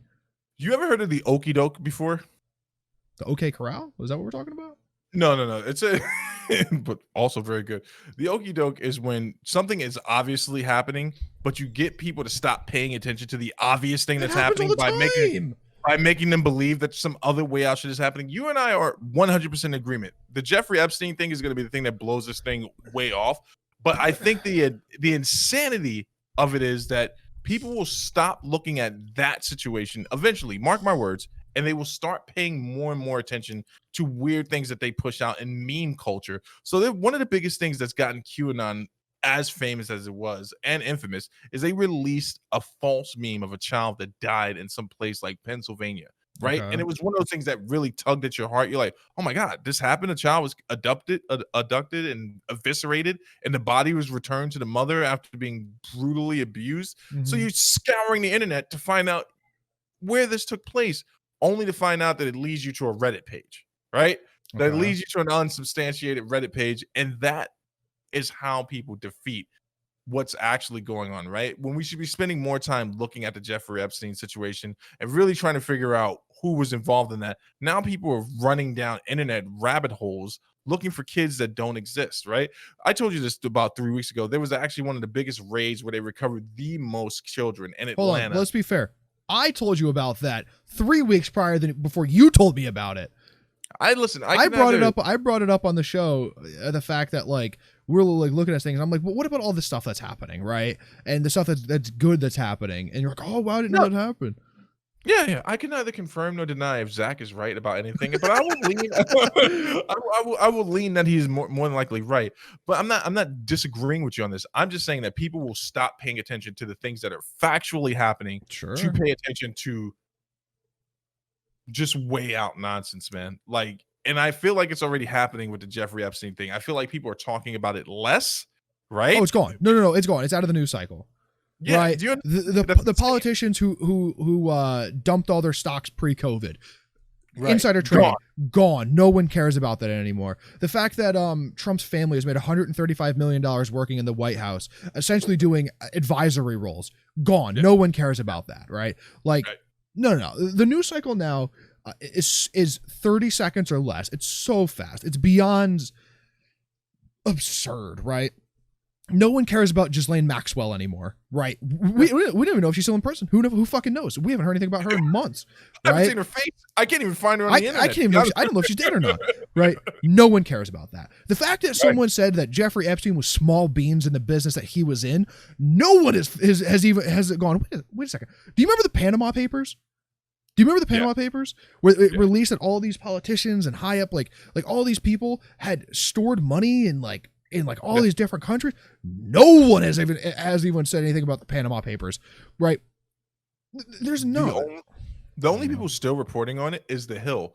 The last thing that they reported on the Jeffrey Epstein thing was in regards to the former Israeli prime minister showing up to his house, to Jeffrey Epstein's condo in the city. And even they were at a point of frustration. Like, so this is something that we all need to be taking a look at. This is clearly the former prime minister of Israel coming out of this dude's house with younger women. I mean, it's crazy, right? Like the stuff going on in China, right? Yeah. No one's talking about it. The stuff in Azerbaijan versus, Armenia or something. There's like a genocide going on over there. Yeah. No one's saying it. There's how many different genocides are going on in Africa at the moment? I would assume probably 3. There's genocides and China is buying up so much land in Africa. It's outrageous. Right. No one cares. Right. No. Brazil is built. This is small beans compared to the rest of the stuff, right? Brazil is tearing down a huge section of the rainforest to build a new F1 track for some reason, right? What about the Saudis who murdered that fucking that reporter? We heard about that for 2 days. No one is saying anything about it, right? The Iranians executed that Olympic wrestler. No one's saying anything about it, right? Executed him, set his brothers up, got false confessions from them. Everybody. Yeah. Right. What about there was an explosion in Lebanon, right? Oh, what that's about that? There are riots going on over there because of that. You're talking about the thing that happened at the dock where they had all that uranium just chilling out there. It was for years. It was gunpowder. I don't know if it was uranium, but some mass amount of like stuff that should not have been right? Right. Dude, everything, right? What about the fact that our president is supporting voter suppression, right? What about all of the massive voter suppression going on currently? There's only one polling place in counties or districts that have millions of people, and to be fair, they're not white people that they have that are making wait in 8-hour lines, right? Like, what about all this stuff that no one is talking about anymore? I feel like I'm gonna get murdered. Probably, but don't worry, you can come and stay here. But here's the thing, right? That's the classical okie doke, because we're always spending so much time looking at the next dumb tweet, right? The next dumb presentation, because both sides are guilty of it, right? And this is where I respect a guy like Ben Sassy. He can honestly say, like, hey, conservatives are guilty for following him, liberals are guilty for over publicizing him. You spend too much time talking about these things, you forget what's important. Like the fact that they're ripping up the rainforest in Brazil doesn't surprise me, right? Doesn't surprise. Not many people know that one of the last I think it was like albino rhinos was killed. No one, like, completely wiped off the face of the earth. Not here for your not here for your children's enjoyment anymore. You want to really get deep with it? 4 years ago, I want to say, I'll give it 5. 30 girls were kidnapped by African Islamic terrorists, and a whole hashtag of "Bring Our Girls Back" started. They never recovered a single one of those girls. Nope, not one. In fact, the terrorists were so brazen, that they actually sent pictures of the girls as they were being married off or sold off or traded off, Sold. what have Let's you. be fair, sold. Yeah, and the crazy thing about it is like it lets you know the ineptitude of our pop culture, hashtag culture, which is actually very infuriating for me, and it becomes more frustrating for me in my older age. I never thought I would be this guy, but I'm starting to get really upset with the whole hashtag do this, hashtag do that, and I'm like, no, Right, because it's fake activism. It's fake activism, right? It always has been. The Coney, it started with Coney 2012. Do you remember this? No. Where the Joseph Kony was a dictator somewhere in Africa, if I remember correctly, who was using child soldiers and shit, and would go into villages and like just steal and kill and steal everything.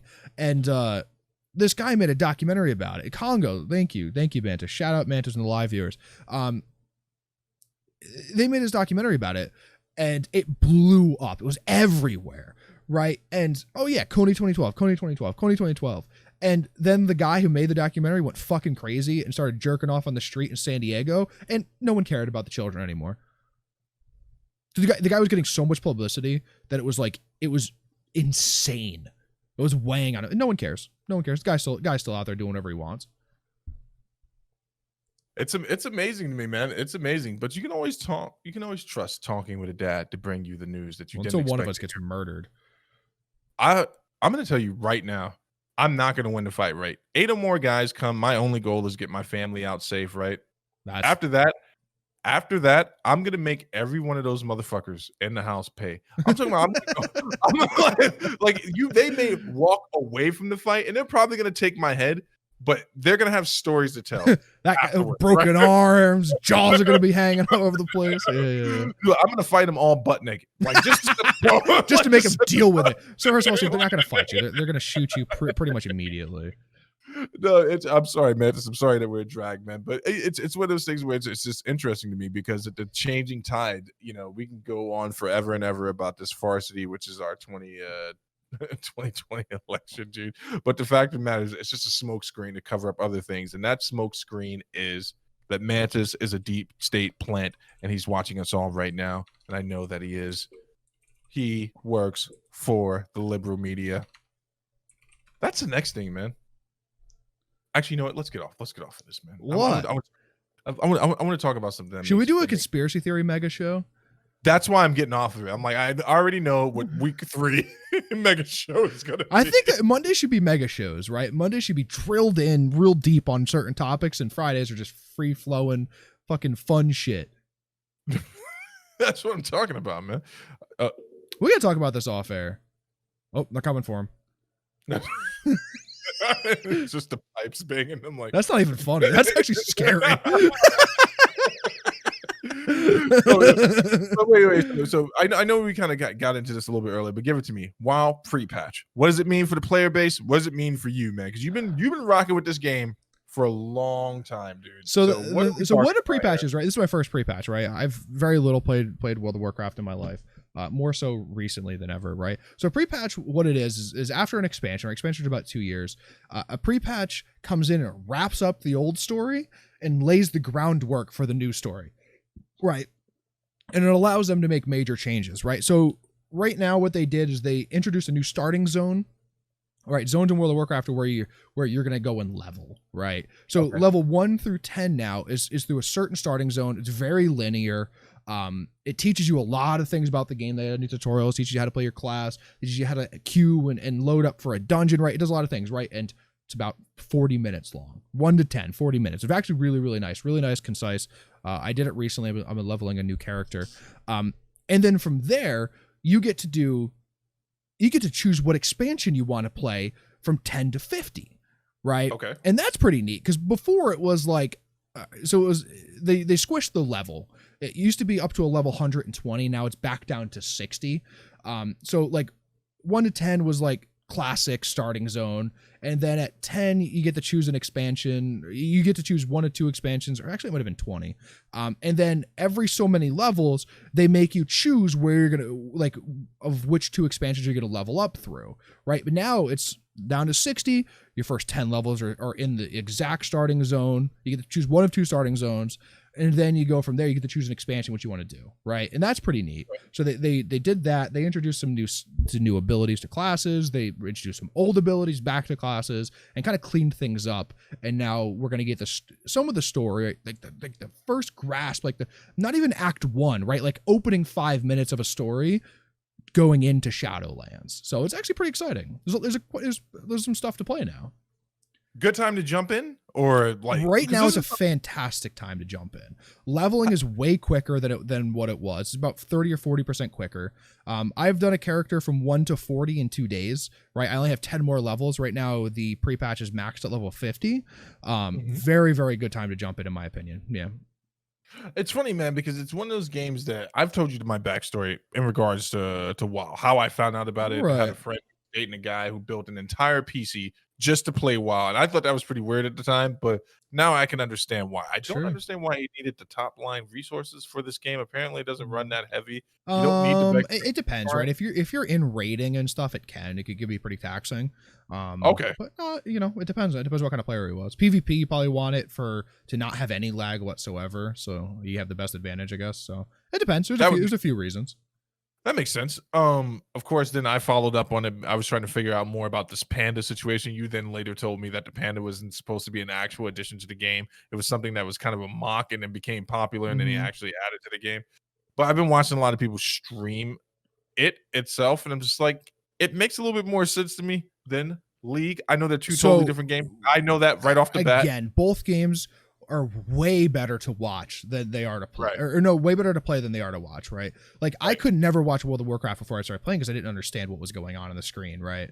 After you play it, you're like, oh, okay, so now I know what's going on, right? I know why people are positioned where they are. I know why the rotation is the way that it is, right? So it's way better after, like, Call of Duty, for example. You could watch Call of Duty and understand what's going on, right? You may not understand why one guy cuts through a map a certain way versus another, but like 5-on-5, you get a kill, other guys down. Now you're 5-on-4, right? Like you totally understand that. World of Warcraft, you really need to play a little bit. RuneScape is a very good example of this too. You have no idea what the fuck is going on in RuneScape, or how someone got there, what the context is for what they're doing, unless you've played the game. Right. So World of Warcraft is a very good example of that. It's a very good time to jump in right now. It is.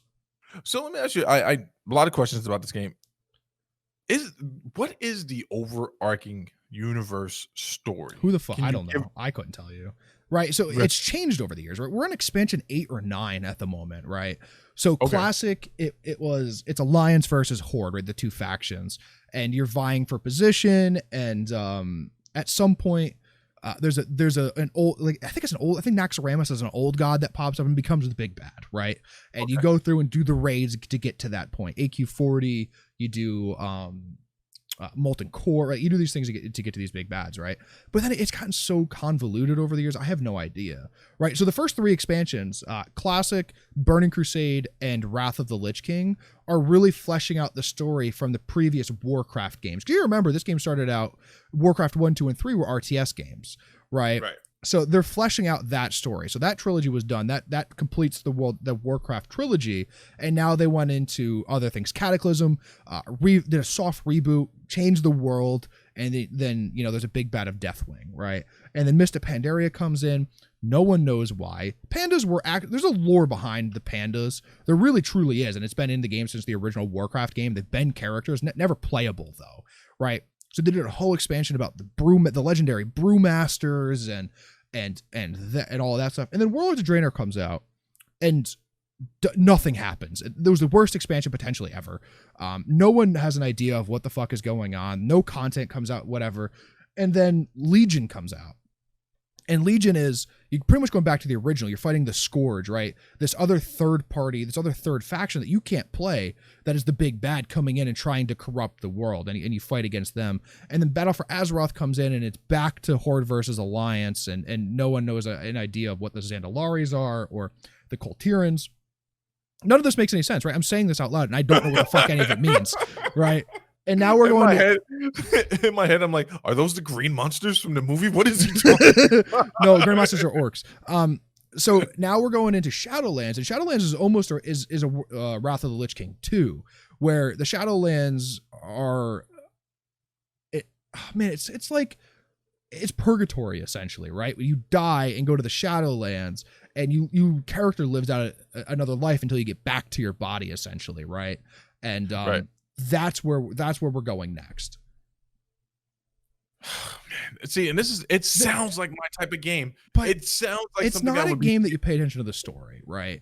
The game is about leveling and playing with your friends and doing the dungeons and experiencing the dungeons, and then eventually getting max level and grinding for your gear and doing the raids, right? Like, it's all about incremental steps, and that's what's more fun about it, I think.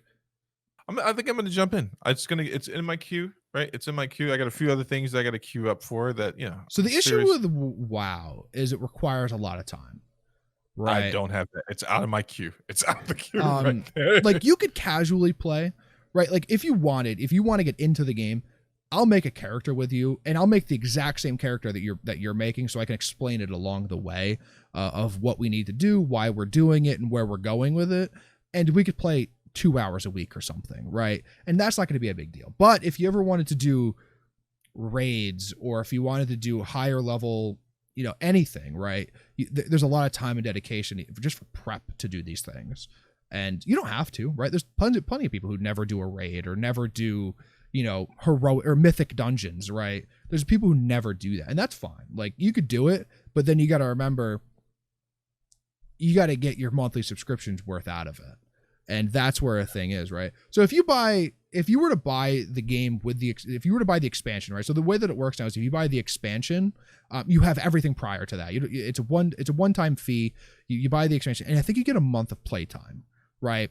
So it's essentially buying another game. $60, you'll get everything all the way up to Shadowlands, including Shadowlands, and a month of playtime. So that's actually not a bad deal for someone who wants to jump in. I also believe you could make a trial character. So if you download the game, you could just make a trial character and play up to level 20 for free. That's crazy. When you go to the back of the school over in that area where no one really shops, but you would think they would be shopping. Mm-hmm. And I've seen they have it there. They have World of Warcraft there for sale, mm-hmm. and I get it on a crazy discount. And I've thought about it multiple times. It's actually just a Steam key or whatever, and I'm just like, BattleNet, buy it. Yeah, I'm like, maybe I'll just buy it and just start. If you wanted to play, I would get you into it for sure, and I think you would enjoy your time spent on it. All right, I'm into it. What is the nose? Is that the nose up in the chat right now? Is he in there? Yeah, we got the nose in here. But who else do you play with, man? Who do you guys? Because it gets crazy, man. There's some stuff going on the screen I've watched with WoW too, where I'm just like, it looks pretty epic, but I'm into it, man. I'll tell you what I'm really into. This is it, right? We gotta go big, even though I know we're doing a mega edition. You asked a question, then immediately moved off of it. You know why? You know why I do that? You know why I do that? Because I realize as I'm scanning the question, you've already answered it. So then I cut myself off. I don't know if I've answered it right. So this is my last. This is my big question with WoW. Mm-hmm. What is the skill gap in the game? What is the skill gap? Like, is it enjoyable for a novice to jump in? I jumped in blind, right? I jumped in blind and played with someone who had been playing since Burning Crusade. Right. Okay. When I started playing. Absolutely. Because it's a game that can be taught, right? Yeah, I can't teach you how to shoot in Call of Duty. I could give you the steps. I could lead the horse to water, With World of Warcraft, it's very specifically like there's a thing called a rotation, right? And it's how you use your abilities in a row to do the thing that you want to do. Right. Okay. And very easily, if me and you were to play together, I could teach you about the game, and I could like lay out why a certain rotation is the best for what we're doing, and you would understand it. Yeah, absolutely. It's a great game for beginners. All MMOs are, I think. All right. The more we talk about MMOs, and this is just me admitting when I'm wrong, right? If they would make, we're back on Avengers, but only for a brief second. Avengers MMO would fucking kill, dude. It would absolutely kill. Like, the more we talk about it, the more that makes sense to play the game that way. I don't, but there's not going to be a part 2. So what does it matter, man? Let's just get into what the people. We should go to Marvel and pitch it. We really should. We really should, because but we got to kill the Square Enix representative in front of him. Like, is this the guy that came up with the game? Murder him. Yeah, no, absolutely no. So superheroes. Didn't they have it? They had an MMO at one point, didn't they? Potentially, Or I some? have No, no, it I was have no idea. DC. DC Universe DC. Online is still Yeah. going, right? There's still people who play it, and they still put content into it, which is really cool. It would do really well because there's a long history and a long lore behind Marvel, right? And now you don't have to stick exactly to it, but the big bads are the big bads, right?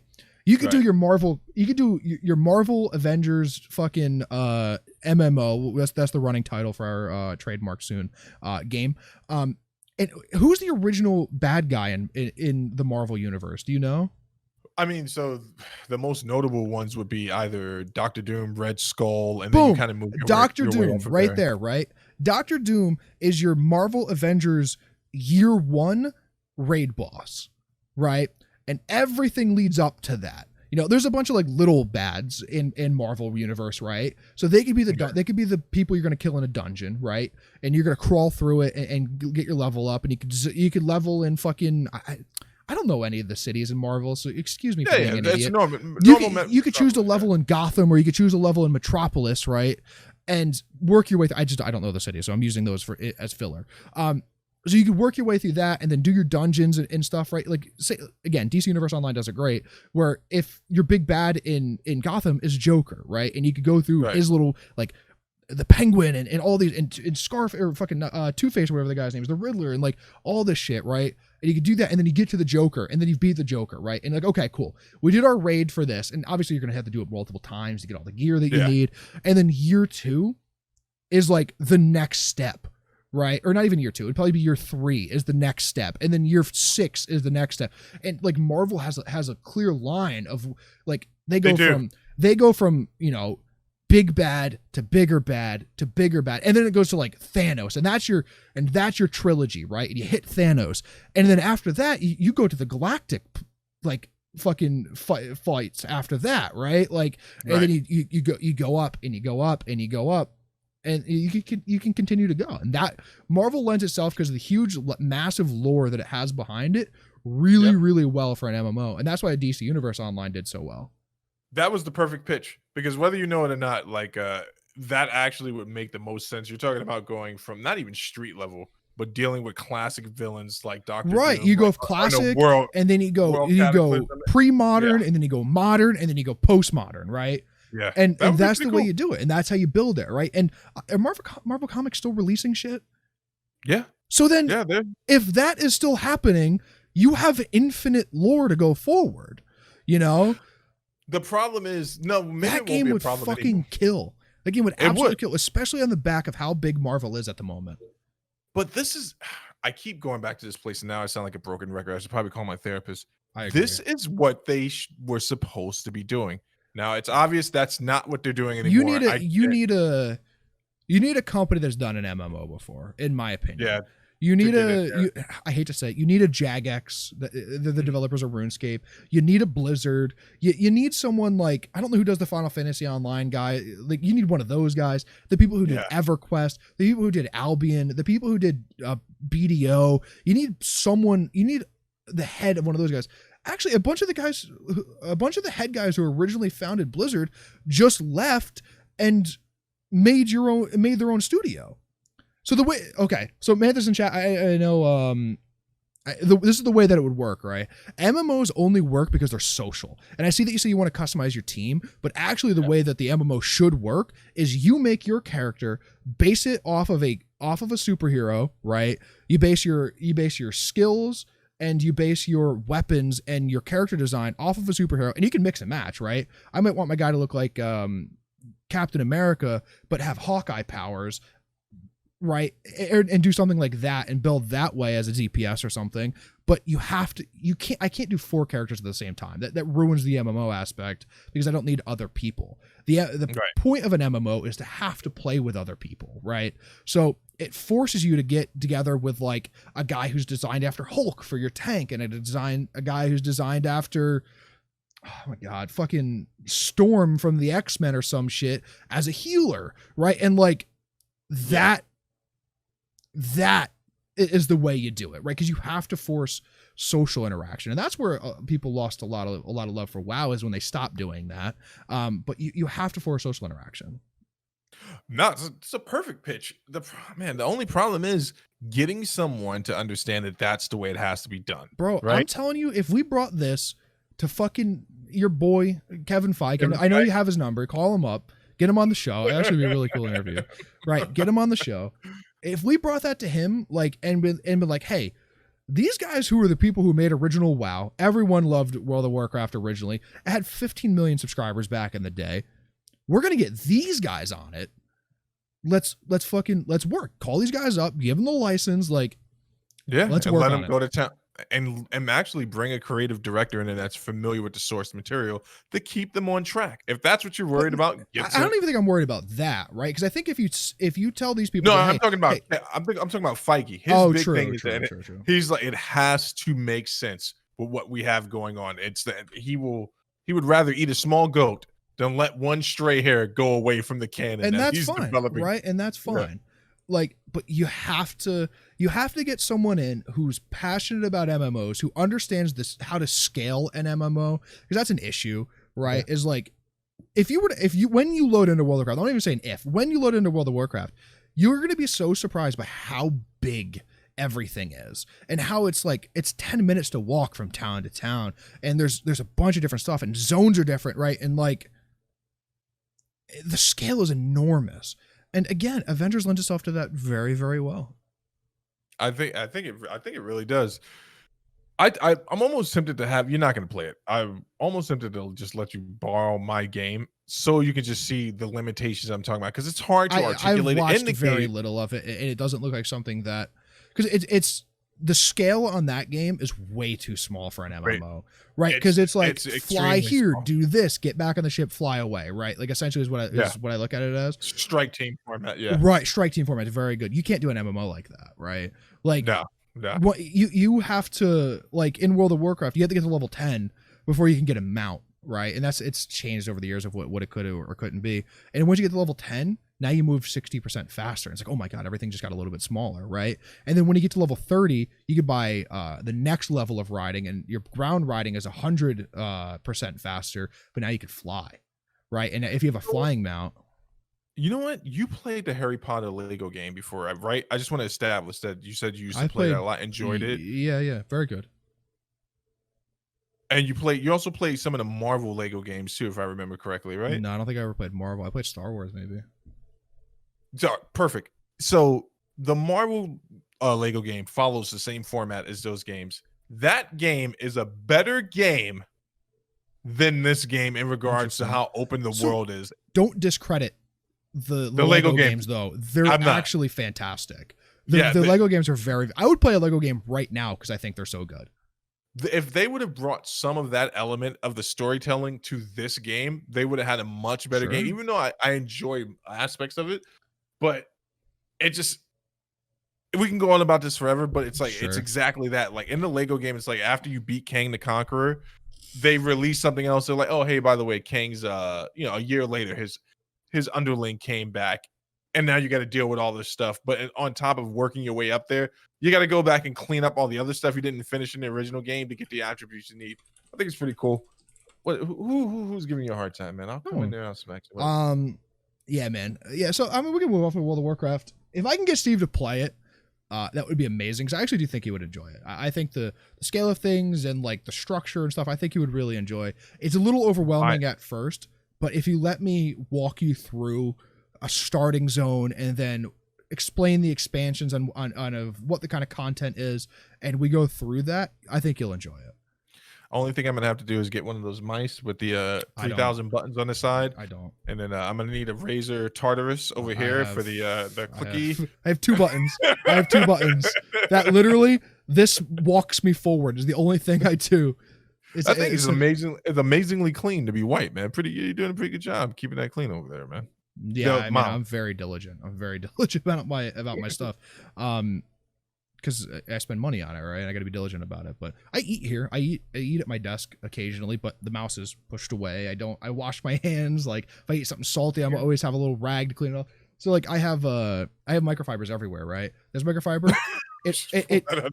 Yeah, literally, it's under my monitor, right? This cleans my glasses or my monitors, and then there's one behind the PlayStation because I use it to clean something over there. that is to clean my hands, that is to like if I have something on my face, it cleans my face. Like it is for everything else, right? And now when this one doesn't clean my glasses as well anymore, they get cycled. That one goes in the garbage. This one gets devolved into cleaning, face cleaning, and then I bring another one in because I have a huge bag of 50 microfibers over there, and I bring another one in for glass cleaning and monitor cleaning. I have a system. I got to keep everything clean, man. Do you remind me of the character from The Boys Mother's Milk? That's the big burly black guy. There's an actual episode where this chick is like dry wiping her hands with something. He's like, whoa. He's like, are you dry wiping right now?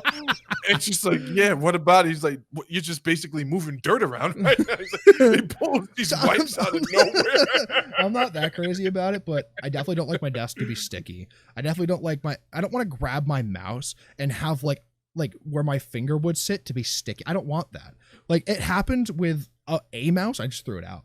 I threw it out and got another mouse. Yeah, that's not something, the texture of that's not something I'm trying to deal with. Let me ask you a question. Hold on for a second. Let me just, the COD beta. You got to here's the topic. Uh-huh. You got to here's the topic. We're going to do a mega episode though, but you got to here's the topic. It's going to be short. What do you think?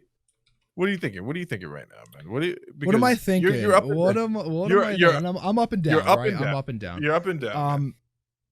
Someone I trust, I asked today what the time to kill was like. They told me Black Ops 1. Shout out the nose on Twitch. And there's a 3 as an E. I very much so can look at Reggie's opinion and draw parallels because we play a very similar play style. He tells me it's time to kill. He thinks is similar to Black Ops 1. I loved the game, right? I love the game. Unfortunately, there's only one gun he used in Black Ops 1, the FAMAS. It was by far the best gun in the game. So if that's the time to kill, I'm happy.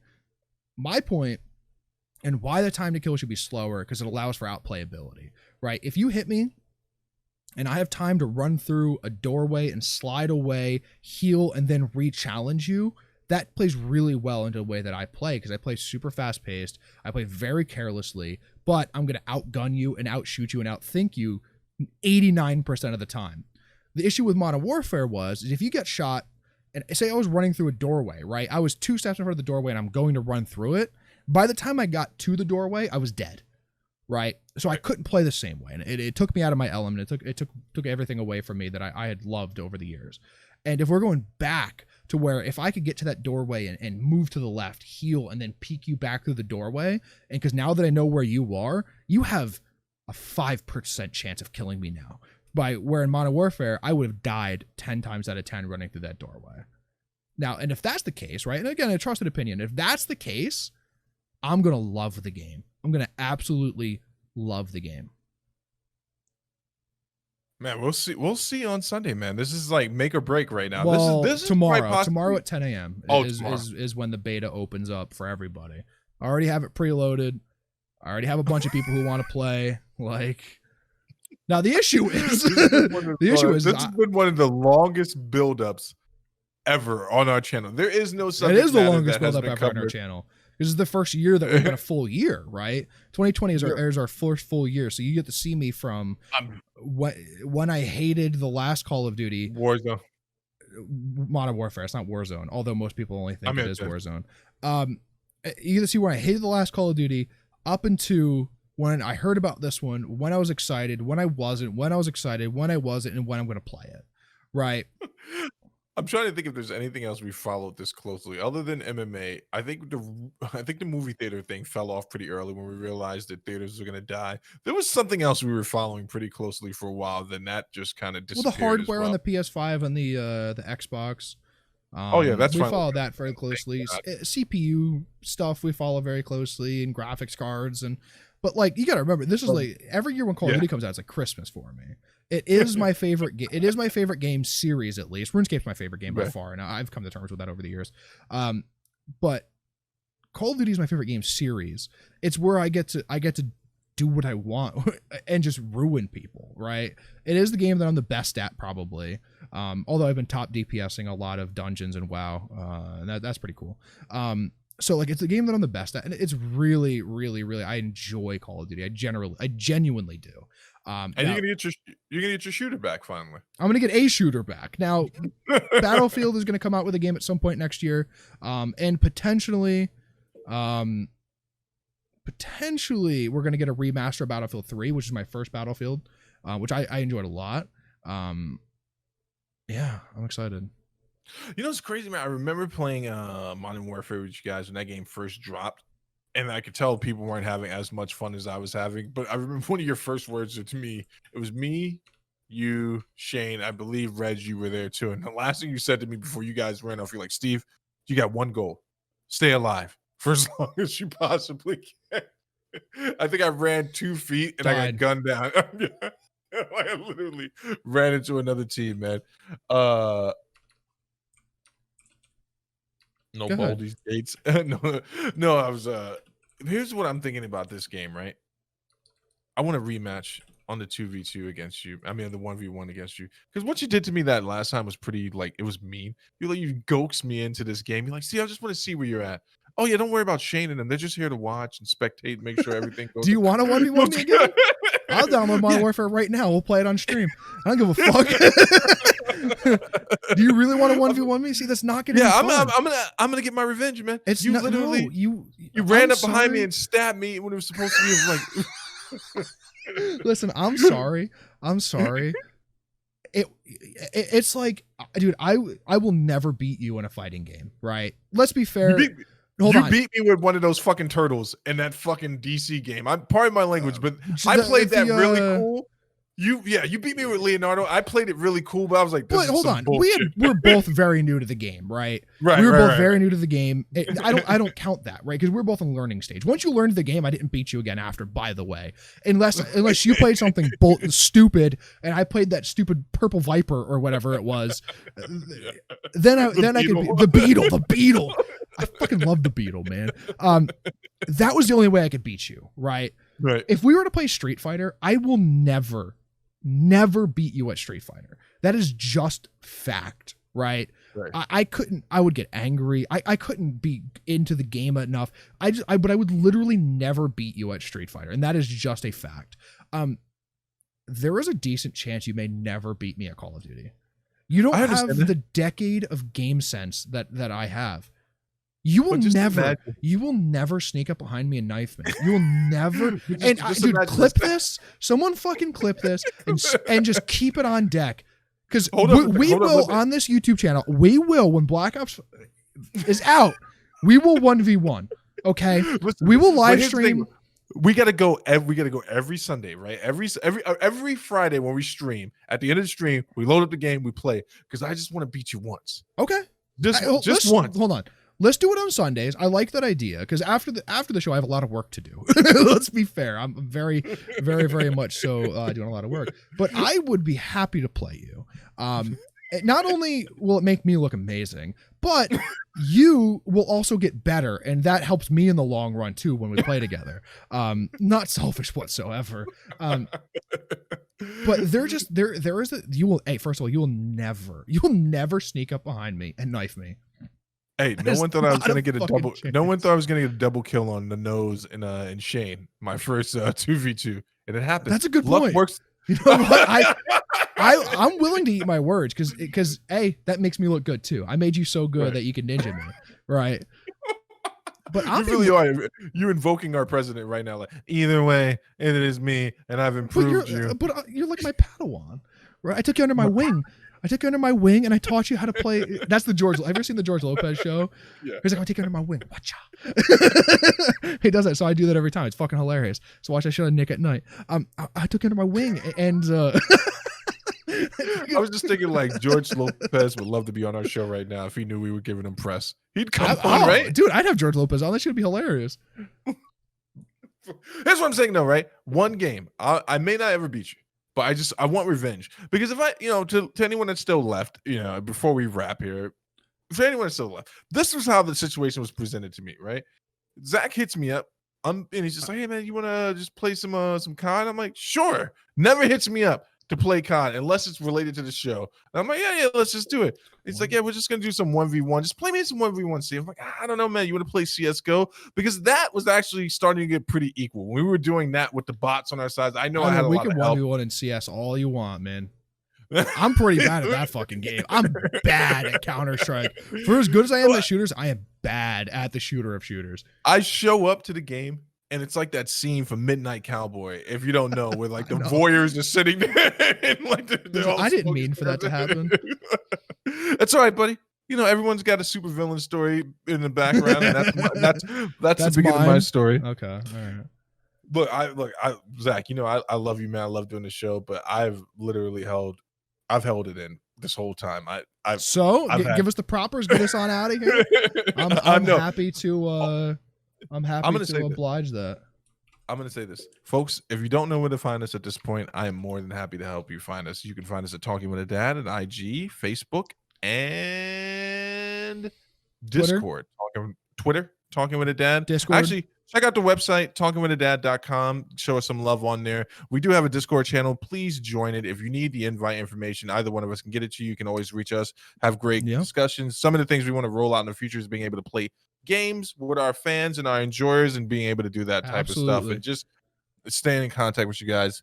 Make sure to email us any questions to Gaming with a Dad or the Discord if you Discord for sure. Join the Discord.